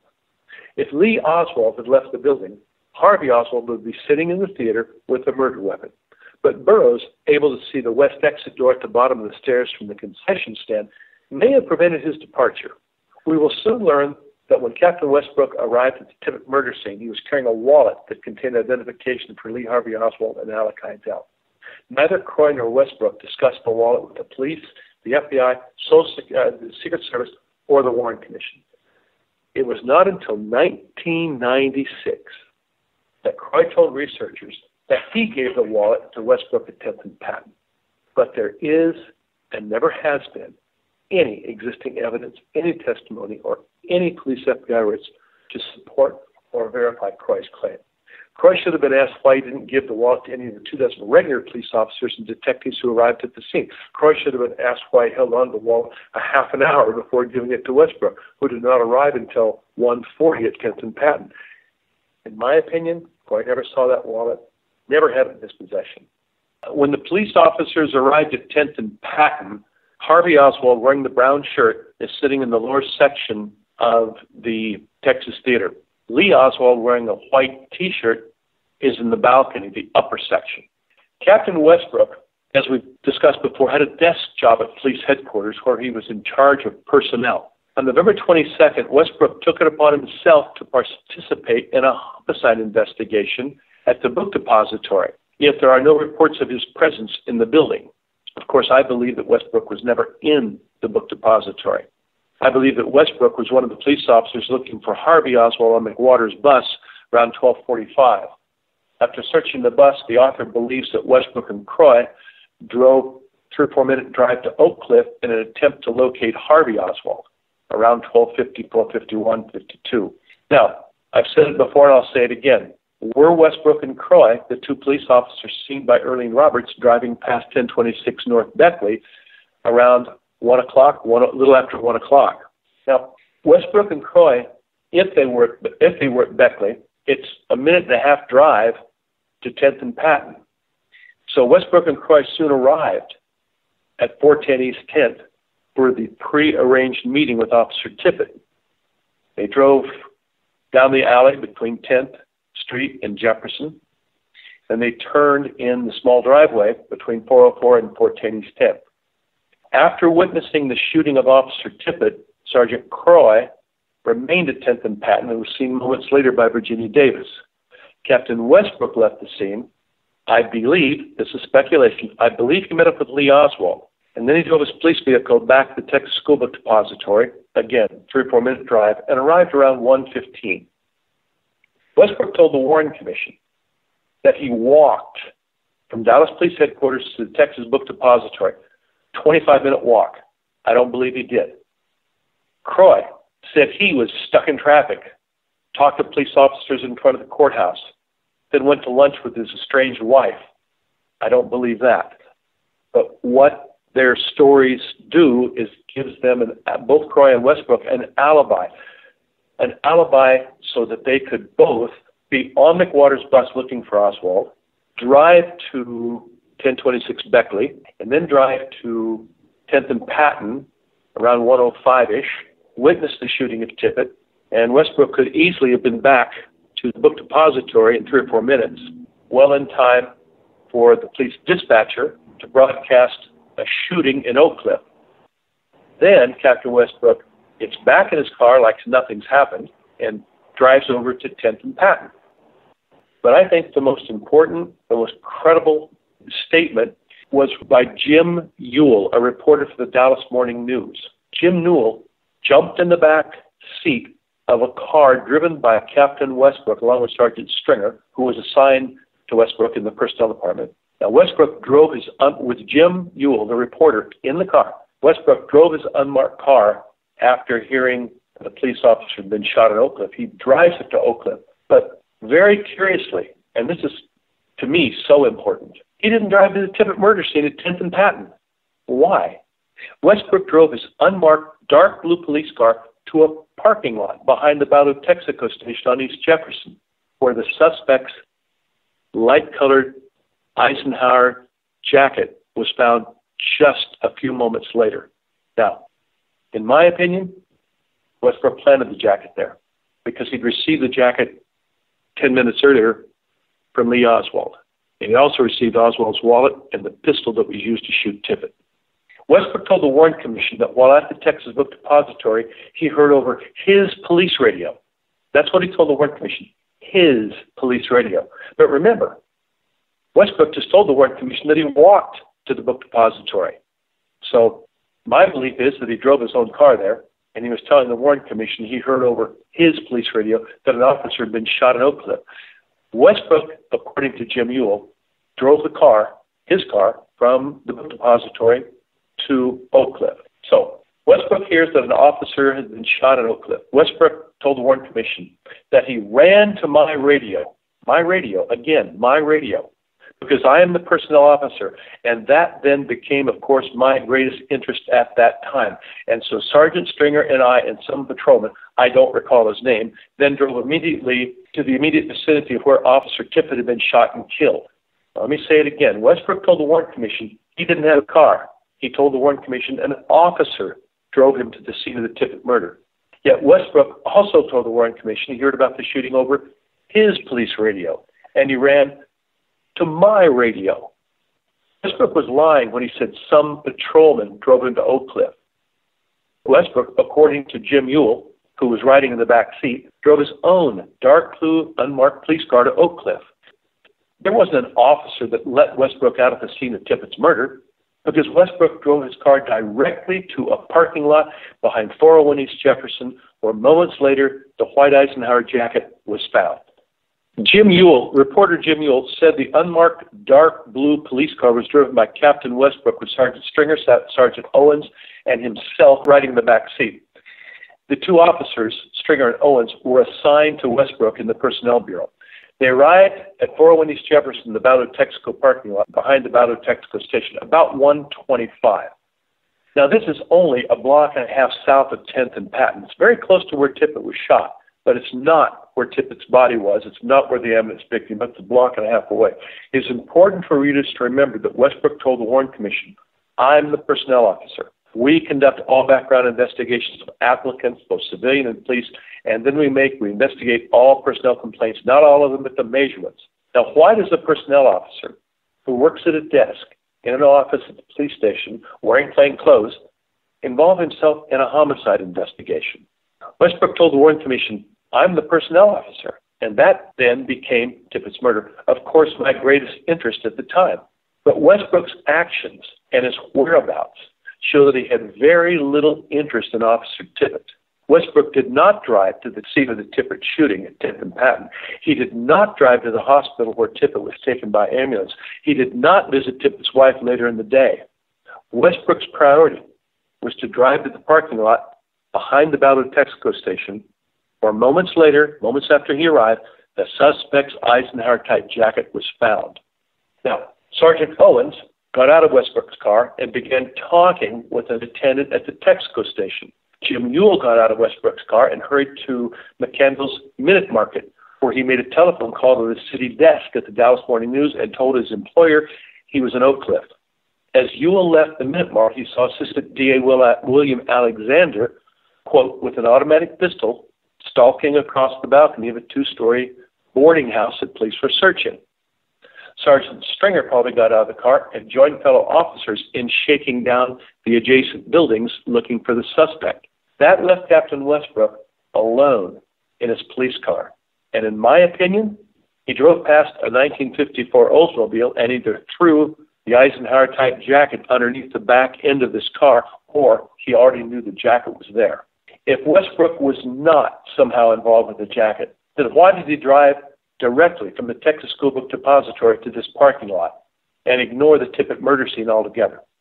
Now, motorcycle officer John R. Mackey was in the parking lot. Mackey said, quote, "About the time we reached the area, the dispatcher was broadcasting information regarding the suspect and his escape route. We pulled up on Jefferson and started checking some cars parked behind a service station to see if the suspect was hiding in or under one of those cars. That's when we found his jacket. We saw Captain Westbrook in his car on Jefferson, so I turned the jacket over to him." Mackey said he turned the jacket over to Captain Westbrook. When questioned by the Warren Commission, Personnel Officer Westbrook said he could not remember the name of the officer who found the jacket. Westbrook told the Warren Commission, "I walked on towards the parking lot behind the Texaco service station, and some officer said, 'Look, there's a jacket underneath the car.' So I walked over and reached under and picked up the jacket." Westbrook said he picked up the jacket. Now, while Westbrook's and Mackey's story may differ, both men were seen by Officer Thomas Hudson, who was about 25 yards away. Officer Hudson told the Warren Commission he saw a fellow officer pick up the jacket. Now, in 1978, years later, researcher Larry Ray Harris interviewed John Mackey, who refused to discuss the jacket. Mackey told Harris, "Look, that information might be something they, senior Dallas police officers, don't want given out. I doubt that senior officers, police officers, would care whether it was Mackey or Westbrook who found the jacket. However, the senior Dallas police officers would not want any information given out that suggested Captain Westbrook was somehow connected to the jacket." Let's go to the Warren Commission testimony. Mr. Bellin, prior to that time, had there been any recovery of any items of clothing? Mr. Hudson, yes. When did that occur? Mr. Hudson, that occurred when we were searching the rear of the house in the 400 block of East Jefferson Boulevard at the rear of the Texaco station. Now, readers should remember that news reporter Jim Ewell saw police searching the houses near the Texaco station when he, riding in the backseat of Westbrook's car, arrived about 1:22, 3:45, something in there. Behind cars parked at this location was a white jacket picked up by another officer. I observed him as he picked it up, and it was stated this was probably the suspect's jacket. Hudson said that Captain Westbrook was in the parking lot around 1:24, 1:25 when Officer John Mackey picked up the jacket. Now, if you put all this together, it looks to me like what could have happened is what Westbrook, in the car by himself, after his two police officers and Jim Ewell got out of the car, put that jacket underneath the Oldsmobile. Then it was spotted by Mackey. Mackey picked it up, and there is a video. It's very short, maybe 5, 6, 7 seconds long, of an officer holding that jacket. And I think this is the same Ron Ronan that photographed officers holding Oswald's wallet. Anyway, at 1:25, only 1 minute after finding the jacket, the Dallas Police dispatcher received information from Unit 279 that the suspect had dumped the jacket on this parking lot behind this service station at 400 block East Jefferson across from Dudley Hughes, and he had a white jacket on. We believe this is it. But why would a motorcycle patrolman, Mackey, radio in such information when Captain Westbrook was with him? The police dispatch log showed Unit 279 reported finding the jacket, but the log does not identify the officer by name. This unit number was used by two other officers, J.T. Griffin and Mackey. I believe that the officer who identified himself as 279 was not Mackey, but was Captain Westbrook, who used Mackey's unit number when he called the dispatcher. Interested readers should listen to the DPD dispatch recording of number 279. The voice is that of a middle-aged man, not a young man. I think it was Westbrook. And the reason he would have made that is you look back at the transmission, and he said he had a white jacket on. We believe this is it. Now, this is very, very interesting. Remember, I said all along that Westbrook did not go to 10th and Patton. He drove directly to the parking lot behind the Texaco station. He even know he ditched it. I mean, what inclination would anybody think that the guy took off his jacket? That's the whole point. Westbrook, in my opinion, was given that jacket by Lee Oswald after he shot Tippett. I believe Westbrook knew exactly what was going on, and he was trying to fill in the blanks to link the jacket to the shooter. Mackey supposedly found the jacket along with Westbrook, but why did neither one initial the jacket or write a police report about finding the jacket? Why was Mackey never interviewed by the FBI, the Secret Service, Warren Commissioner HSCA, and asked about finding and identifying the suspect's jacket? I believe it's because Westbrook was trying to hide his involvement in any connection with this jacket. Nothing concerning this jacket, allegedly thrown down by the man who shot and killed Tippett, was discussed or mentioned in the police logs for the next 20 minutes. Why? When questioned by the Warren Commission about the jacket, Westbrook said, actually, I didn't find it. It was pointed out to me by some other officer that while we were going over the scene in the close area where the shooting was concerned, someone pointed out a jacket to me that was laying under a car, and I got the jacket. Now, there's Westbrook saying he got the jacket, and I got the jacket and told the officer to take the license plate number. Westbrook failed to identify the officer who discovered the jacket because, in my opinion, it was Westbrook who planted the jacket in the parking lot. Westbrook then said he turned the jacket over to one of the officers, yet he could not remember the name of the officer who had this very important piece of evidence if it belonged to the shooter. Captain Westbrook, in charge of personnel, could not remember the name of the officer who picked up the jacket, gave him the jacket, or the name of the officer to whom he gave the jacket. Westbrook's lying. Westbrook's testimony. You were just looking around to see what you could see? Westbrook, yes. And at this time I had a shotgun. I bought a shotgun from a patrolman.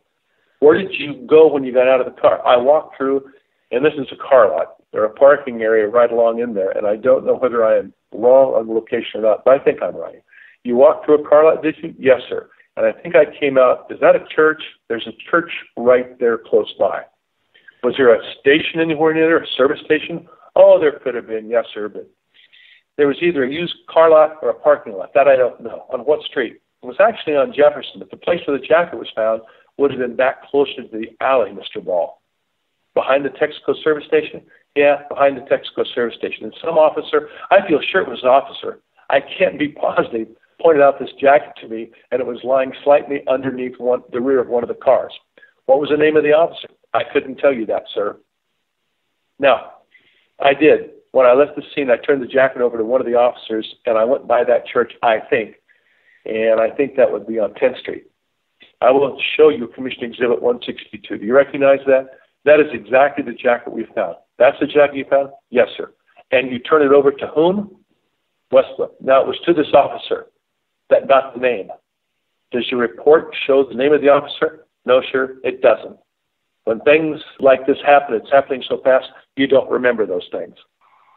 8 minutes after receiving information relating to the suspect's jacket, the police dispatcher was still using the original description of the suspect. White jacket, white shirt, dark slacks. Why? At this point, the description of the suspect should have been white shirt, dark slacks. 1:33 p.m. Sergeant Owens. We're shaking down these old houses out here in the 400 block of East Jefferson right now. 1:34. Officer McDonald requests more police squads to search the Abundant Life Temple. 1:34. Captain Westbrook asks the dispatcher, what officer have you got commanding this area over here where this officer was shot? Now, this is important because Westbrook is still not been to 10th and Patton. He's still behind the parking lot behind the Texaco station. 1:34. Captain Westbrook reported, quote, we got a witness that seen him go north after shed his jacket. Really? Westbrook was lying. Westbrook never had a witness.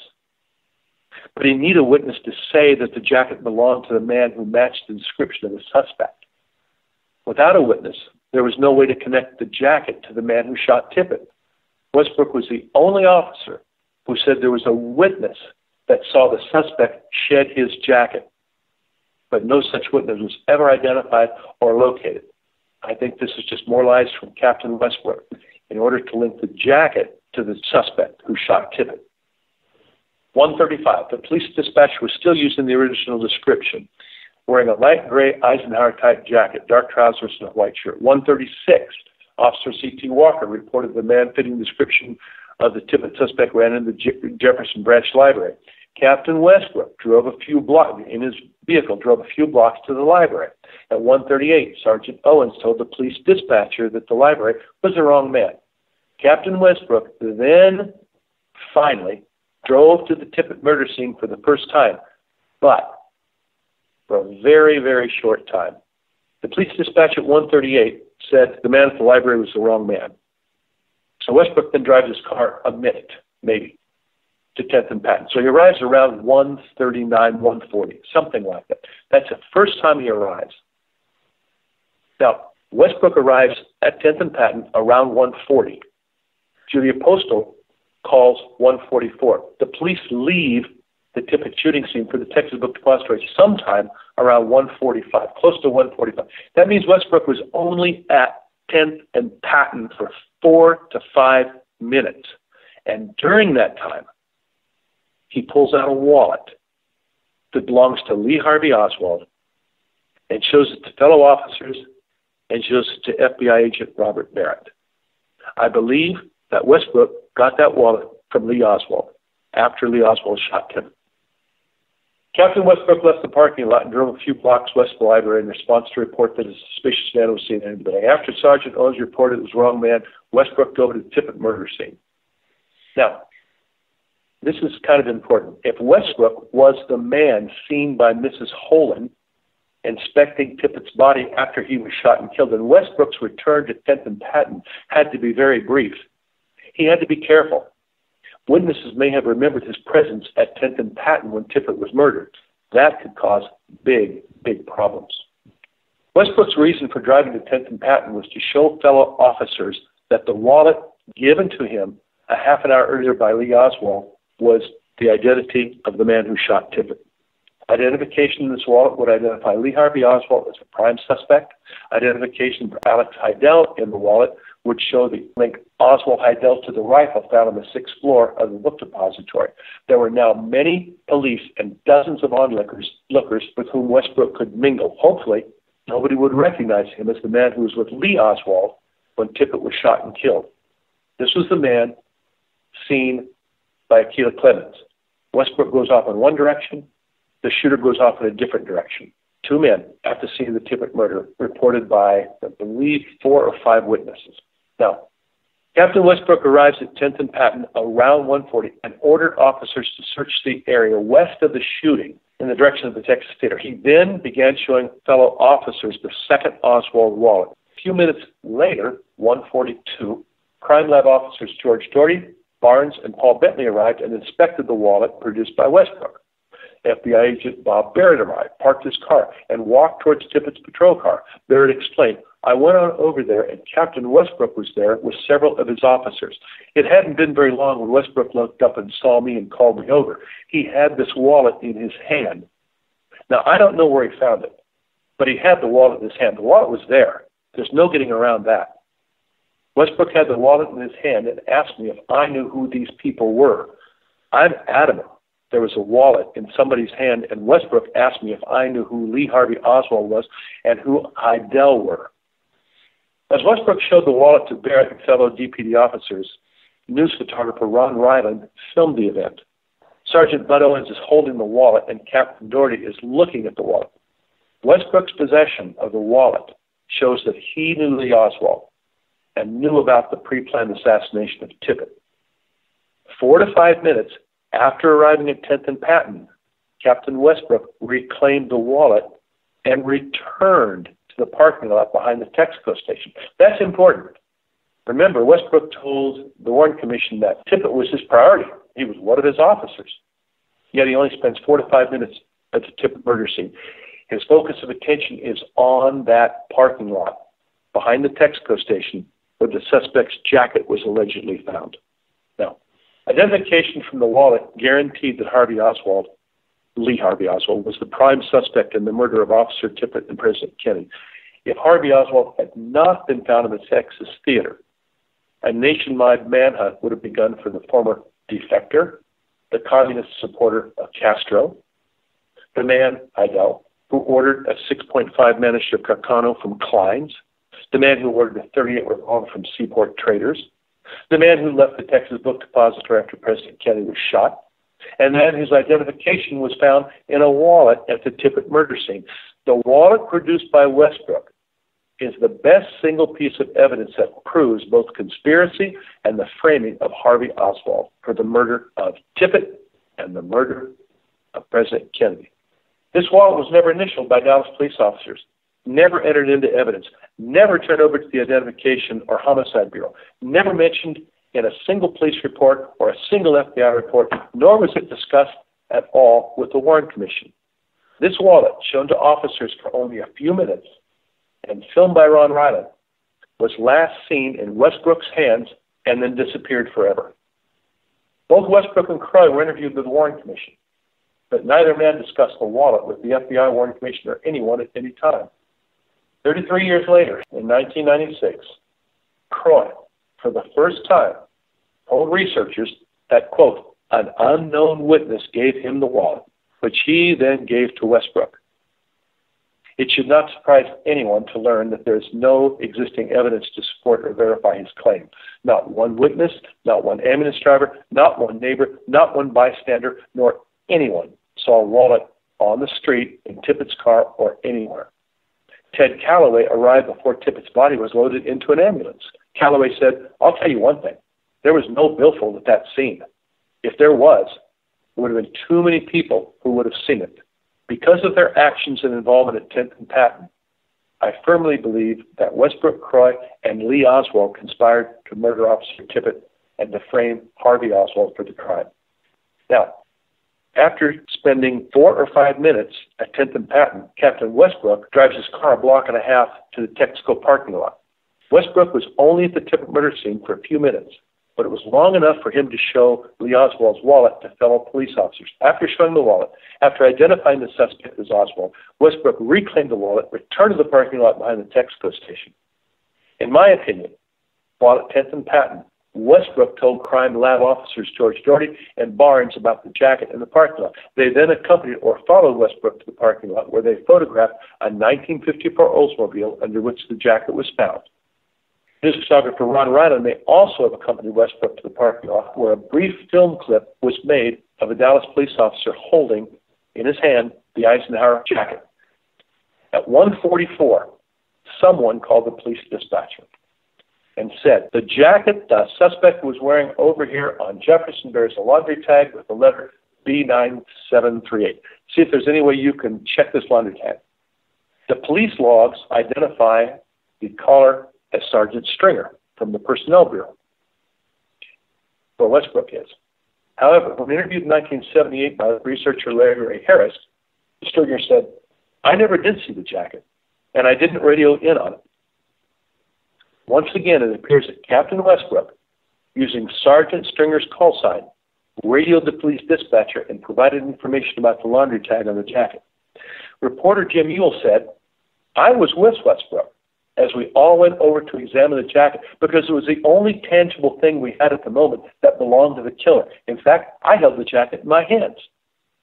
At 1:44, same time, the police dispatcher reports, we have information a suspect just went into the Texas Theater on West Jefferson, supposedly hiding in the balcony.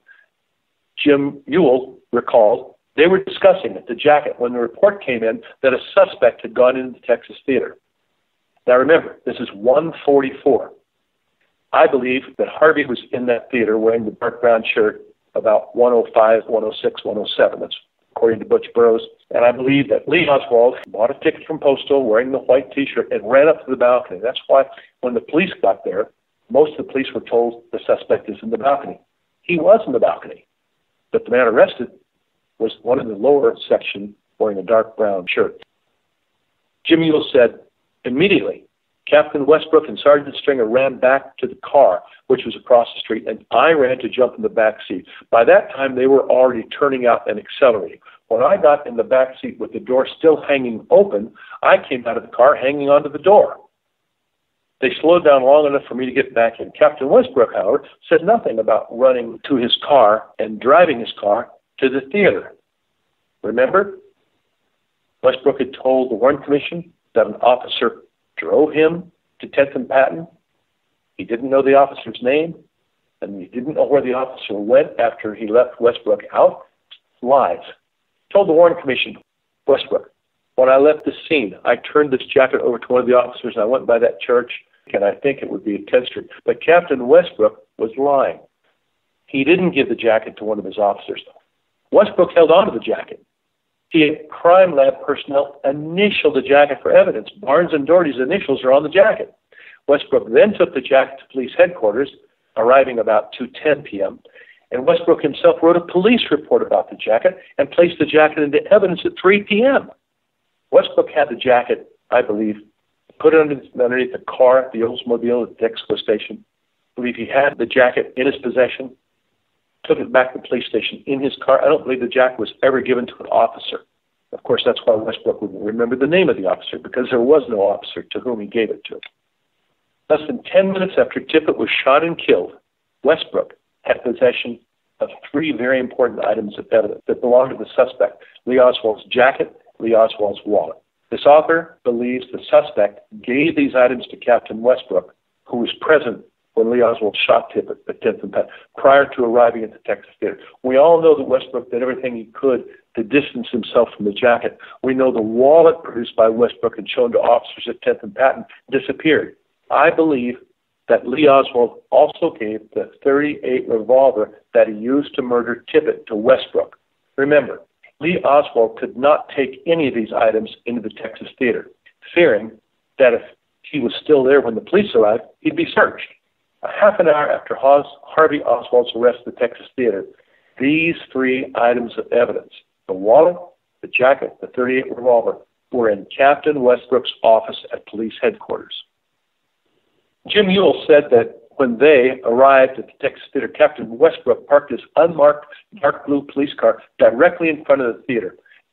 Now, look at another photo by good old Stuart Reed, the guy who worked for the U.S. Army and photographed McWater's bus. Look at the photograph. That unmarked police car directly into the marquee at the theater, Texas Theater. You know what that tells us? That tells us that Westbrook was the first one to arrive at the Texas Theater. Minutes later, there were a dozen police cars around the Texas Theater. But here's Westbrook's car right in front of the Texas Theater. After they arrived at the Texas Theater, Jim Ewell said everybody jumped out and went into the lobby. Ewell was very clear that it was Westbrook who drove the police car. But Captain Westbrook told the Warren Commission a very different story. Westbrook said, Sergeant Stringer, I, and FBI Agent Barrett got into another squad car, and I don't know what officer was driving this one, but then we arrived and we were approaching the theater. I had directed the patrolman to turn down the alley instead of going around to the front because I figured there would be a lot of cars at the front. There were 2 or 3 cars at the back. So I and Barrett, Stringer, went to another door, and I and Barrett, we stopped at the first one. We got out and walked to this first entrance that was nearest us, and as we walked into the door, I met an employee of the theater. Again, Captain Westbrook is totally lying. FBI agent Bob Barrett did not ride to the theater with Westbrook. In a 1977 interview for the House Select Committee, Westbrook said that Barrett drove his own vehicle to the theater. Barrett, in a 1996 interview, confirmed that he drove himself to the theater in his own car. Westbrook lied. Westbrook drove his own dark blue unmarked police car to the theater. Westbrook parked his car directly in front of the theater, yet told the Warren Commission he directed the patrolman to turn down the alley. Nearly everything Westbrook said concerning the jacket and his involvement with the Tippett shooting was a lie. He had to lie in order to conceal his involvement with the Tippett murder. Now, we're going to go inside the Texas Theater. The conventional story is that it was Johnny Wr who saw Oswald wearing a dark brown shirt in the vestibule of his shoe store, saw him run past Julia Postal, sneak into the theater a few minutes after 1:30. There are many witnesses inside the Texas Theater. Butch Burroughs, Jack Davis said Oswald was in that theater at 1:07, 1:10. So what's Brewer doing? Why is he saying there was a man in a brown shirt at 1:35-ish who he followed into the Texas Theater? Why is he saying that? And what about Lee Oswald? Could it have been Lee Oswald? Well, yeah, it could have been. But Lee Oswald had a white T-shirt on, not a long-sleeved dark brown shirt. And Lee Oswald, in my opinion, bought a ticket from Julia Postal. So we've got Brewer lying. Why? Harvey Oswald, wearing a dark brown shirt, had been in the theater since 1:07, 1:08. He sat next to Jack Davis, changed seats a few times, purchased popcorn from Butch Burroughs at 1:15, and then was seen sitting next to a pregnant woman. The only Oswald that Brewer could have seen at 1:35, if he saw anyone, would have been Lee Oswald wearing a short-sleeved white shirt. But who does Brewer identify to the police in the theater? The man wearing a dark brown shirt, Harvey Oswald? I don't know if Johnny Brewer was a minor co-conspirator or just a wannabe, but I do know that when Brewer described the man he claimed to have seen in his store to Julia Postal and to the Warren Commission, his description was very different than the suspect described by the police dispatcher wearing a white shirt and dark pants. Because of Brewer, the police were called to the theater and arrested Harvey Oswald, the man wearing the long-sleeved brown shirt. Brewer lied about hearing Oswald's description on the radio broadcast. If he had have heard the description, what would he have heard? White shirt, dark pants. So where in the world does Brewer come up with telling a story that he saw this man wearing a dark brown long-sleeve shirt looking suspicious in the vestibule of the shoe store? Brewer's lying. Why? Now, he lied about Oswald acting suspicious and being scared in front of his store. He lied to Julia Postal. He lied to Butch Burroughs. He lied to the police when he identified the man wearing the dark brown shirt, suspicious man who snuck into the theater. He lied to the Warren Commission. Brewer had to lie because Brewer never saw anyone in front of his store. There are clear indications that Brewer may have given the description of the man arrested in the theater by a co-worker in his store. That co-worker was Tommy Rowe, a close friend of Jack Ruby's. Tommy Rowe was a very close friend of Jack Ruby's, and he worked at Hardy's shoe store with Johnny Brewer. In 1964, Rowe told researcher Penn Jones that it was he who told store manager Johnny Brewer that he saw a man wearing a brown shirt enter the Texas Theater.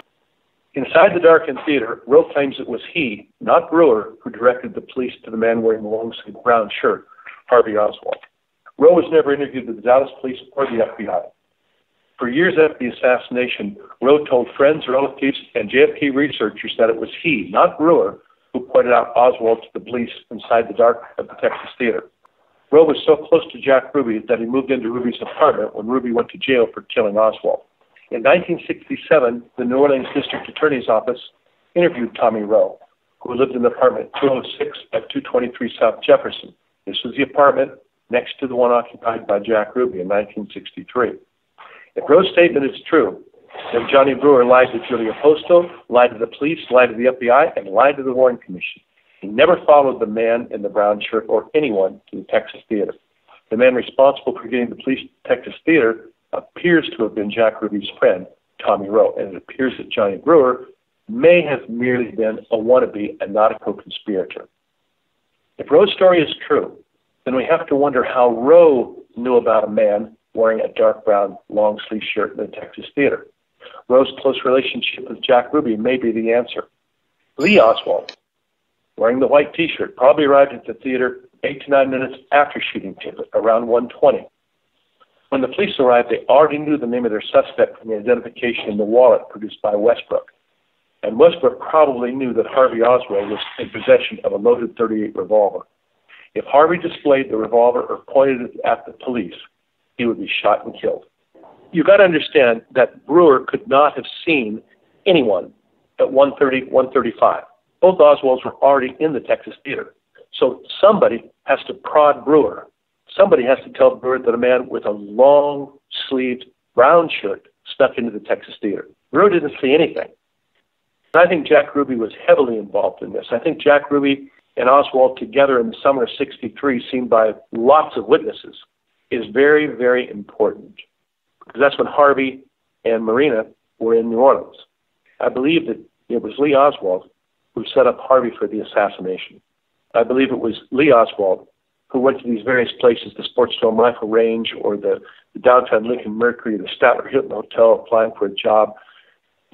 I think it was Lee Oswald setting up Harvey. And I think the instructions came from Ruby, and Ruby's instructions likely came from David Atlee Phillips. And their joint contact was Gordon McClendon, who owned the KLIF radio station. Jack Ruby knew Gordon McClendon very well. And David Atlee Phillips was friends with Gordon McClendon in high school in Fort Worth. Incidentally, after Oswald was put in jail and Jack Ruby was stalking the police station, he told people at his Carousel Club they could reach him by contacting KLIF radio. All these little connections seem to make sense if you put them all together. Anyway, The police arrive at the Texas Theater. The plan may have been to kill Harvey Oswald inside the dark theater, if and when Oswald pointed his .38 revolver at the police. But one thing the conspirators could not control was the number of potential witnesses, both civilian and police. Too many witnesses would make killing Harvey Oswald inside the theater difficult, if not impossible.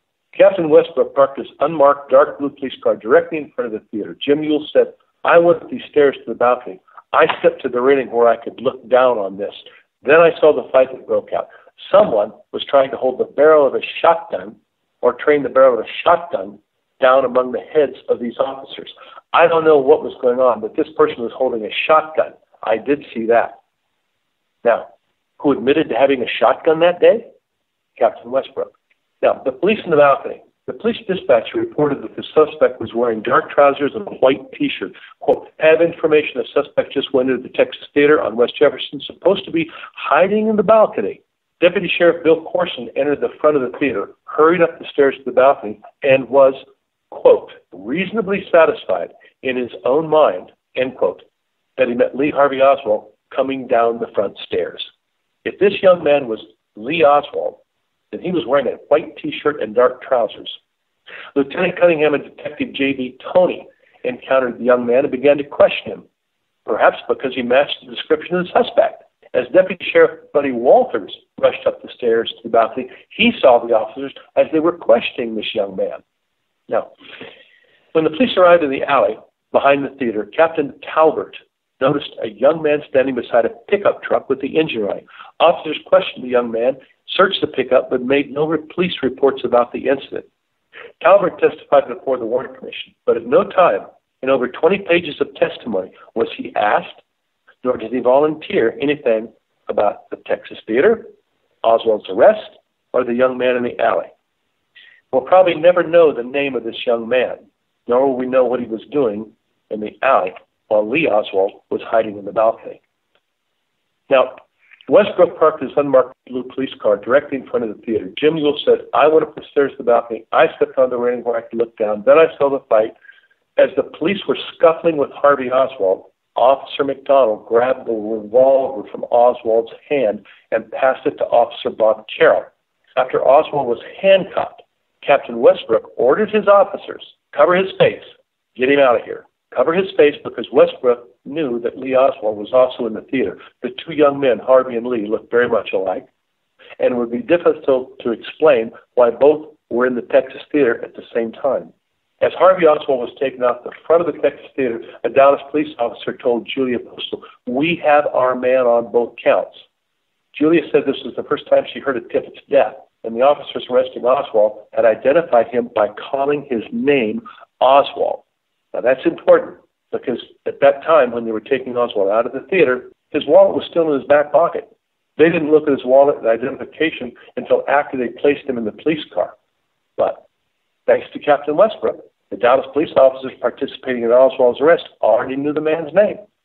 As I previously mentioned, Jones Harris, a longtime assassination investigator, arrived in Dallas the day after the assassination. He interviewed Julia Postal in the office of the manager of the theater. Harris asked her when she saw Harvey Oswald being let out of the theater if she had sold him a ticket. Postal burst into tears. Harris walked into the office and returned a short time later. When Harris asked again if she sold Harvey, a ticket, she again burst into tears. Butch Burroughs, interviewed by the Texas researcher Jim Bars, said that Julia Postal knows she sold Harvey Oswald a ticket. I say Harvey Oswald. I should be saying Lee Harvey Oswald, but I'm trying to differentiate them between the fellow that was arrested, which is Harvey, and Lee, who was still in the balcony. Burroughs collected movie tickets when patrons entered the theaters. When Burroughs sold Harvey Oswald popcorn a few minutes after he entered the theater, he must have recognized Oswald as a paying customer. Otherwise, Burroughs would have asked him if he bought a ticket.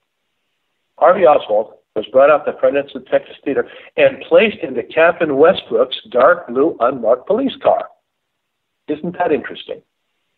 Stuart Reed, the 30-year Army veteran who took a photo of McWater's bus on Elm, another photo of Oswald's McWater's bus near the book depository, a photo of the sixth floor window, was now taking photos of Harvey Oswald's arrest.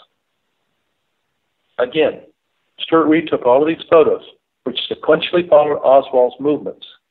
from about 12:40 with McWater's bus through 1:50, Oswald's arrest. Reed should have been asked why he took photos of the front and back of McWater's bus, how he knew to take a photo of the sixth-floor window long before it was identified as the sniper's nest, and how he managed to get to the Texas Theater where Oswald was arrested. How did Reed know where and when to take all these photos? Reed dropped off his film at a photo lab in Dallas and then hurried to New Orleans. The FBI told the Warren Commission that a government executive answering to the military took the photos. This seemed to satisfy the Warren Commission, and Reed dropped out of sight without ever seeing his photos. Jim Ewell watched as the police brought Harvey out the front of the Texas Theater. Ewell said, "The next thing I recall is I was out on the street with the car that I arrived in, Captain Westbrook's car. Between me and the officers bringing Oswald out of the theater as they kind of separated the crowd and made an aisle for him to come through to get to the car. I'd say that was about 10 to 12 feet from Oswald at the time." Ewell said, "Oswald then took my place in the back seat of the same car that I arrived in, the car driven by Westbrook. Officer Bob Carroll carried Harvey Oswald's revolver to the police car and handed it to Sergeant Hill, who also worked for Westbrook. Officer Carroll drove with Officer Lyon sitting in the right and Officer Jerry Hill in the middle of the front seat. Harvey Oswald was in the back seat with Paul Bentley on his right and C.T. Walker on the left. Westbrook, when interviewed with the Warren Commission, said nothing about Oswald being driven to police headquarters in his unmarked police car. From the police dispatch at 1:44, it had taken the police less than 8 minutes to drive from 10th and Patton to the Texas Theater, arrest Harvey Oswald, place him in the police car, and begin driving to the police station. Only 8 minutes. Why don't you see if he's got any identification? Paul was sitting sort of sideways in the seat, and with his right hand he reached down and felt the suspect's left hip pocket and said, "Yes, he has a billfold." And he took it out. And Lee Oswald was called out by Bentley from the back seat and said, "This identification, I believe, was on a library card." And he also made the statement that there was more identification in this other name, which I don't remember, but it was the same name that later came up in the paper that he had bought the gun under. Now, Bentley told us, "I removed his wallet from his back pocket and obtained his identification." Sergeant Hill said, "The only way we found out what his name was to remove his wallet and check it ourselves. He wouldn't even tell us his name." Bentley and Hill had possession of Harvey Oswald's wallet, while Captain Westbrook had possession of a second Oswald wallet. These two wallets could have created serious problems and alerted the public to the possibility of two Lee Harvey Oswalds if properly identified as evidence and reported. Harvey Oswald's wallet and contents were turned in at police headquarters, where all items were inventoried and photographed, but the wallet that appeared in the hands of Captain Westbrook at 10th and Patton was unexplainable. This second wallet could never, ever be made public and quickly disappeared, last seen in the hands of Captain Westbrook. It is worth remembering that Harvey Oswald never gave the police his name or address while riding in the squad car to police headquarters. As a side note, there were a total of 5 Oswald wallets: a black plastic wallet, a red billfold found at Ruth Payne's, a brown billfold found at Ruth Payne's, a billfold taken from Oswald's arrest, and the Westbrook wallet, which was not initialed by police, not listed in inventory, not photographed, not mentioned by a single witness, and it disappeared. But not before it was filmed by Ron Ryland of WFAA-TV and seen by police officers and FBI agent Bob Barrett.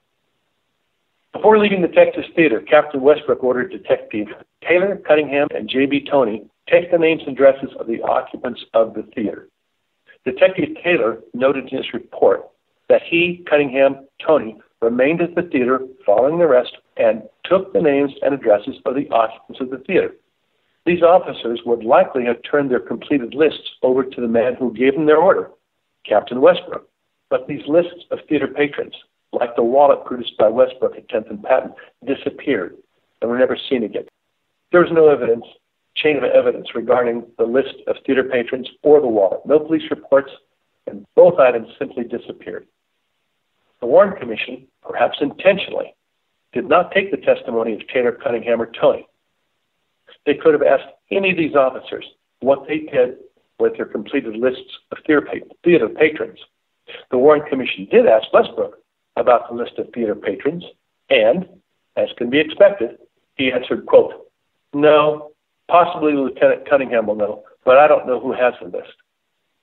The Warren Commission asked Westbrook what he did after Oswald was arrested. Westbrook told the Warren Commission he went back to City Hall and resumed his desk. "Did you see him taken from the theater?" "No, I went the other way." "You went to the back?" "Yes." Interesting. Westbrook went out the back. We'll get to that in a minute. Yes, he went out the front, and I never saw Oswald again. That's the last time I saw him. Westbrook may not have seen Harvey Oswald again after he was arrested, but Westbrook most likely saw Lee Oswald, and may have been one of the officers that escorted Lee Oswald out the back of the Texas Theater. Deputy Sheriff Bill Corson saw a young man in the balcony who looked identical to Oswald. One police report of Tippett's murder reads, quote, "Suspect was arrested in the balcony of the Texas Theater." At least two other police documents reported the arrest occurring in the balcony. In his report to Captain Ganaway, Dallas Police Detective L.D. Stringfellow wrote, quote, "On November 22nd, 1963, Harvey Oswald was arrested in the balcony of the Texas Theater and was charged with the murder of President Kennedy and the murder of Tippett." How could several experienced career police officers and detectives report that Oswald was arrested in the balcony when, after a scuffle that involved many police, he was arrested in the lower section? How could they do this? Now, something happened in that second-floor balcony. I speculate that Lee Oswald may have been momentarily arrested or detained in the balcony of the theater. Deputy Sheriff Bill Corson hurried up the stairs to the balcony and was reasonably satisfied in his own mind that he met Lee Harvey Oswald coming down the front stairs. Lieutenant Cunningham and Tony encountered a young man and began to question him. Deputy Sheriff Buddy Walters was rushing up the stairs to the balcony, and he saw these officers as they were questioning this young man. Okay, Sergeant Jerry Hill and Detective Bentley were checking the fire escapes in the balcony when Sergeant Hill opened the exit door to the fire escape. Sergeant Stringer, standing in the alley below, heard someone inside the theater yell, "We got him." The police officer inside the theater may have thought the man on the staircase, being questioned by Cunningham and Tony, was under arrest, which caused him to shout, "We got him." This young man may have been wearing a white T-shirt and dark pants, which matched the description of the suspect as reported by the police dispatcher. But an unknown person who identified himself to the police as the manager on duty at the theater said the young man had been there since 12:05. Excuse me, the theater was not even open at 12:05. The unidentified manager on duty may have been an accomplice who provided Oswald with a much-needed alibi, because the theater manager, Johnny Callahan, left the theater before the police arrived, and Julia Postal, Butch Burroughs, and the film projectist were the only employees left in the theater. Because of this manager on duty statement, the young man is released. After Harvey Oswald was arrested and taken out the front of the theater, Lee Oswald was escorted out the back of the theater. There's no police report, no record of arrest, no mention of a person taken out the rear of the theater. Captain Westbrook saw Lee Oswald shoot Officer Tippett at 10th and Patton. Captain Westbrook produced a second wallet at 10th and Patton. Captain Westbrook either planted or knew exactly where to find the suspect's jacket. Captain Westbrook was the first officer to arrive at the Texas Theater. Captain Westbrook told his officer to cover Harvey Oswald's face and get him out of here. Captain Westbrook ordered police to compile a list of the names and addresses of theater patrons, a list that soon disappeared. Captain Westbrook was the highest-ranking officer at the Texas Theater. It was likely that Westbrook escorted Lee Oswald out the rear of the theater. During author Jim Douglas's 2007 interview with theater concessionaire Butch Burroughs, Burroughs said that he saw two different people arrested in the Texas Theater. He saw Harvey Oswald's arrest, and then, 3 or 4 minutes later, he watched as Dallas police arrested an Oswald look-alike. Burroughs added that the second man arrested looked almost like Oswald, like he was his brother or something. Apparently, Butch Burroughs saw both Harvey and Lee at the Texas Theater. Bernard Hare, owner of a hobby shop 2 doors east of the theater, saw the police escort a young man who he thought was Lee Oswald out the rear of the theater. Perhaps the young man in the balcony, who was identified by Deputy Sheriff Corson as Lee Oswald, was this man. For the next 25 years, Mr. Hare thought he had seen the arrest of Oswald. If Bernard Hare and Butch Burroughs observed Lee Oswald taken out the back of the theater, then who, if not Captain Westbrook, was responsible for escorting him out of the back of the theater. After all, it was likely that Westbrook, who watched his co-conspirator, Lee Oswald, murder Tippett only half an hour early. After Oswald was taken out the rear of the theater, someone, perhaps Croy, then drove Oswald to a two-tone 1957 blue Plymouth that was parked nearby. Croy told the Warren Commission that after leaving 10th and Patton, he drove by the Texas Theater. How convenient. Captain Westbrook returned to his office at police headquarters shortly after 2 o'clock p.m. A few minutes later, before Captain Fritz began to interrogate Oswald, around 2:20, someone told him that Oswald lived on North Beckley. Now, who in the police department, other than Captain Westbrook and Tippett, who was dead, and Croy, who was allegedly with his estranged wife, who knew about Harvey and Lee? Who knew Harvey Oswald's address on North Beckley at 2 p.m.? And who had immediate access to Captain Fritz? Captain Westbrook. Around 2:15, Sergeant Hill, assigned to the personnel office, brought the .38 revolver taken from Harvey Oswald to Westbrook's office. This gun should have been taken immediately to homicide and robbery, but Hill brought the gun to the personnel office. Why? This .38 revolver remained in Captain Westbrook's personnel office for the next hour. I believe that Captain Westbrook secretly switched the revolver taken from Harvey Oswald at the theater with the revolver used to murder Tippett. I believe that that pistol was given to Westbrook by Lee Oswald shortly after the assassination. The .38 revolver used to murder Tippett was initialed by a police officer as in Westbrook's office, entered into evidence, and turned over to the FBI later that evening. The .38 revolver taken from Harvey Oswald and brought to Westbrook's office by Sergeant Hill disappeared and was never seen again, thanks to Captain Westbrook. I believe the revolvers were simply switched. So for approximately 1 hour, there were two .38 revolvers in Captain Westbrook's office at police headquarters. The one given to Westbrook by Lee Oswald, the one used to shoot Tippett, and the one taken from Harvey Oswald at the theater. This revolver was then turned over to FBI agent Vincent Drain at 11:05 and immediately taken to FBI headquarters in Washington, D.C. I'm going to finish this by a brief summation on Captain Westbrook. Prior to being questioned by the Warren Commission, Captain Westbrook was asked to provide a resume relating to his involvement with the Tippett shooting.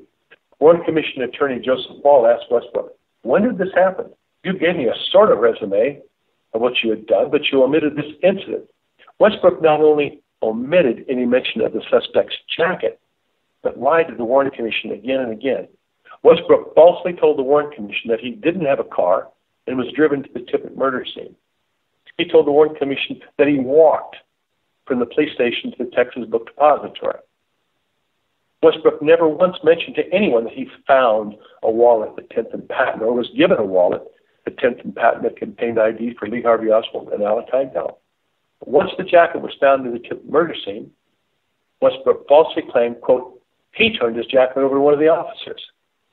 Westbrook said he rode in a car driven by FBI agent Bob Barrett to the theater when in fact he drove his own car.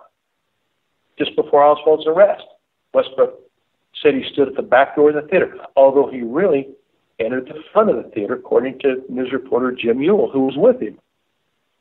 After Oswald was arrested, he was placed in Westbrook's own car. This is the car that Westbrook claimed he didn't drive to the theater. And in Westbrook's car, Oswald was driven to the police headquarters. We have to wonder why Captain Westbrook, in charge of personnel at the Dallas Police Department, would involve himself in a homicide investigation. And we have to wonder how Captain Westbrook was able to be in so many places at just the right time, incriminating evidence, if he was not a co-conspirator. The lies and factual omissions in Captain Westbrook's accounts of his personal involvement in the event surrounding the murder of Tippett have two common themes. Number one, they hide his involvement in the murder itself. Number two, they downplay his central role in blaming the crime on Lee Harvey Oswald and leading the police directly to Oswald. Following the assassination, Captain Westbrook relocated to South Vietnam, where he worked as an advisor to the Saigon Police Department. courtesy of the CIA. The unanswered question is, who was Captain Wr Westbrook? Wow, relocated to South Vietnam. And who's in charge of the Saigon military mission? Ed Lansdale. Oh!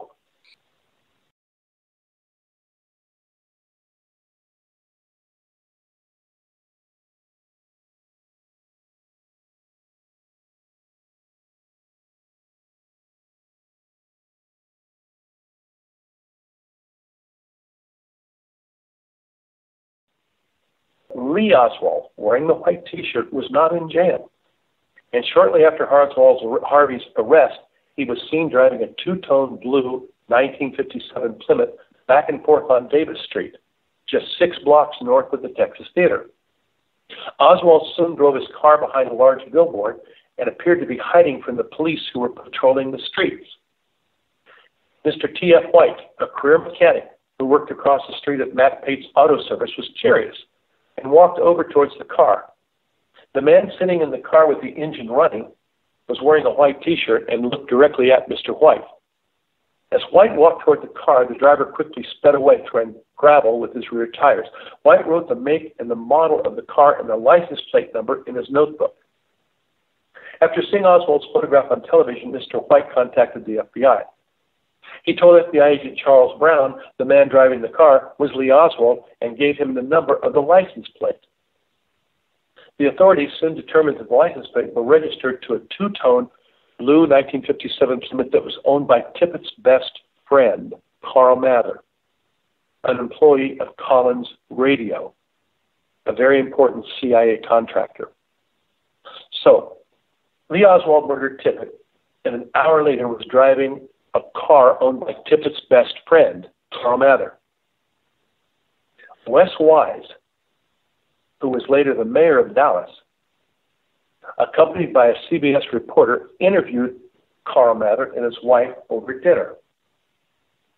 Barbara Mather was calm, but Carl Mather was so upset and agitated he was unable to eat. Years later, Carl Mather agreed to be interviewed by the HSCA, but not before insisting on a grant of immunity. Ken Porter, another employee of Collins Radio, quit his job shortly after the assassination, divorced his wife, and married Oswald's widow, Marina. In the FBI report relating to Mr. White's sighting of Oswald driving Carl Mather's car, the FBI changed the two-tone blue 1957 Plymouth to a red Ford Falcon.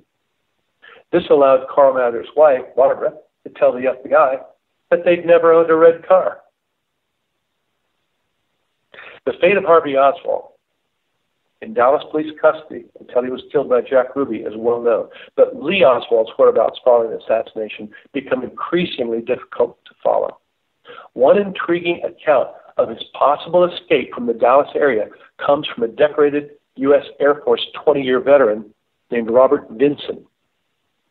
Vinson said that on the afternoon of November 22nd, he was a passenger on a nearly deserted C-54 cargo plane that departed from Andrews Air Force Base in Maryland. Soon after the assassination, the plane was diverted and landed on what appeared to be a road under construction near the Trinity River south of Dallas. There, Vinson said, a Jeep carrying 2 men and a driver pulled up to the plane and 2 passengers came aboard. Vinson said the taller man might have been Cuban, and after he saw televised pictures of Lee Harvey Oswald, he felt sure the shorter man looked an awful lot like Oswald. The flight continued on to an Air Force base in Roswell, New Mexico, where all passengers deplaned. Vinson said he was told the entire base was on lockdown until later in the evening. Let me say something here about the 2 Oswalds. There was a time in my research when obviously I didn't know what was going on. I called them just like you're calling them, one Oswald and an imposter. Various impersonations of Oswald. I knew about all that. And I knew there was something going on with Oswald's earlier life, starting with, in my research, of Palmer McBride, who said Oswald was in Japan with him, in New Orleans at the same time, and a few other things here and there. And I didn't put a lot of emphasis on it, but I was curious. Why does McBride say he was with Oswald for 8 months when Oswald's clearly in Japan. So, I just couldn't put it together. But Jack Ruby is the one that kind of, at least in my mind, put things together. When I started reviewing the documents in June, July, and August, there were quite a few people who said they were with Oswald. Ruby was with Oswald. Oswald was driving Ruby's car back and forth to the mechanic and so on. And I thought, wow, Ruby and Oswald, that's really interesting. And then just like a light bulb turning on in a dark room, and it was like, oh my gosh, these people are talking about Ruby and Oswald, but this is Dallas, Texas, in July and August of 1963. Or Harvey Oswald are in New Orleans.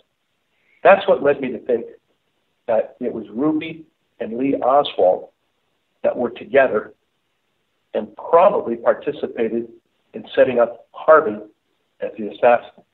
So the reason I'm saying this is, if you go back and look at the two Oswalds, clearly we have two Oswalds being set up, November, October, and so on. We go back to August, we go back to July, we go back to June, and if these witnesses are correct, you've got an Oswald with Ruby in Dallas when Harvey is in New Orleans. If you go back further, you've got multiple reports of Oswald at the Dallas Garland Airport in 1962. He was arrested, Lake Pontchartrain, New Orleans, 1961. Then you got Hoover's report saying something's going on. They're using two Oswald's birth certificates and so on. Then you go back to the time when Oswald's in Russia. And I've got many reports, credible reports, and I wrote a long article on it, that involved the actor Steve Landesberg with Oswald in Greenwich Village in 1961 and 62, when Harvey's clearly in Russia. It continues. In other words, it doesn't stop just in 1963 when they're setting Oswald up for the assassination. The duplication goes on, prior years. That's essentially all I've done.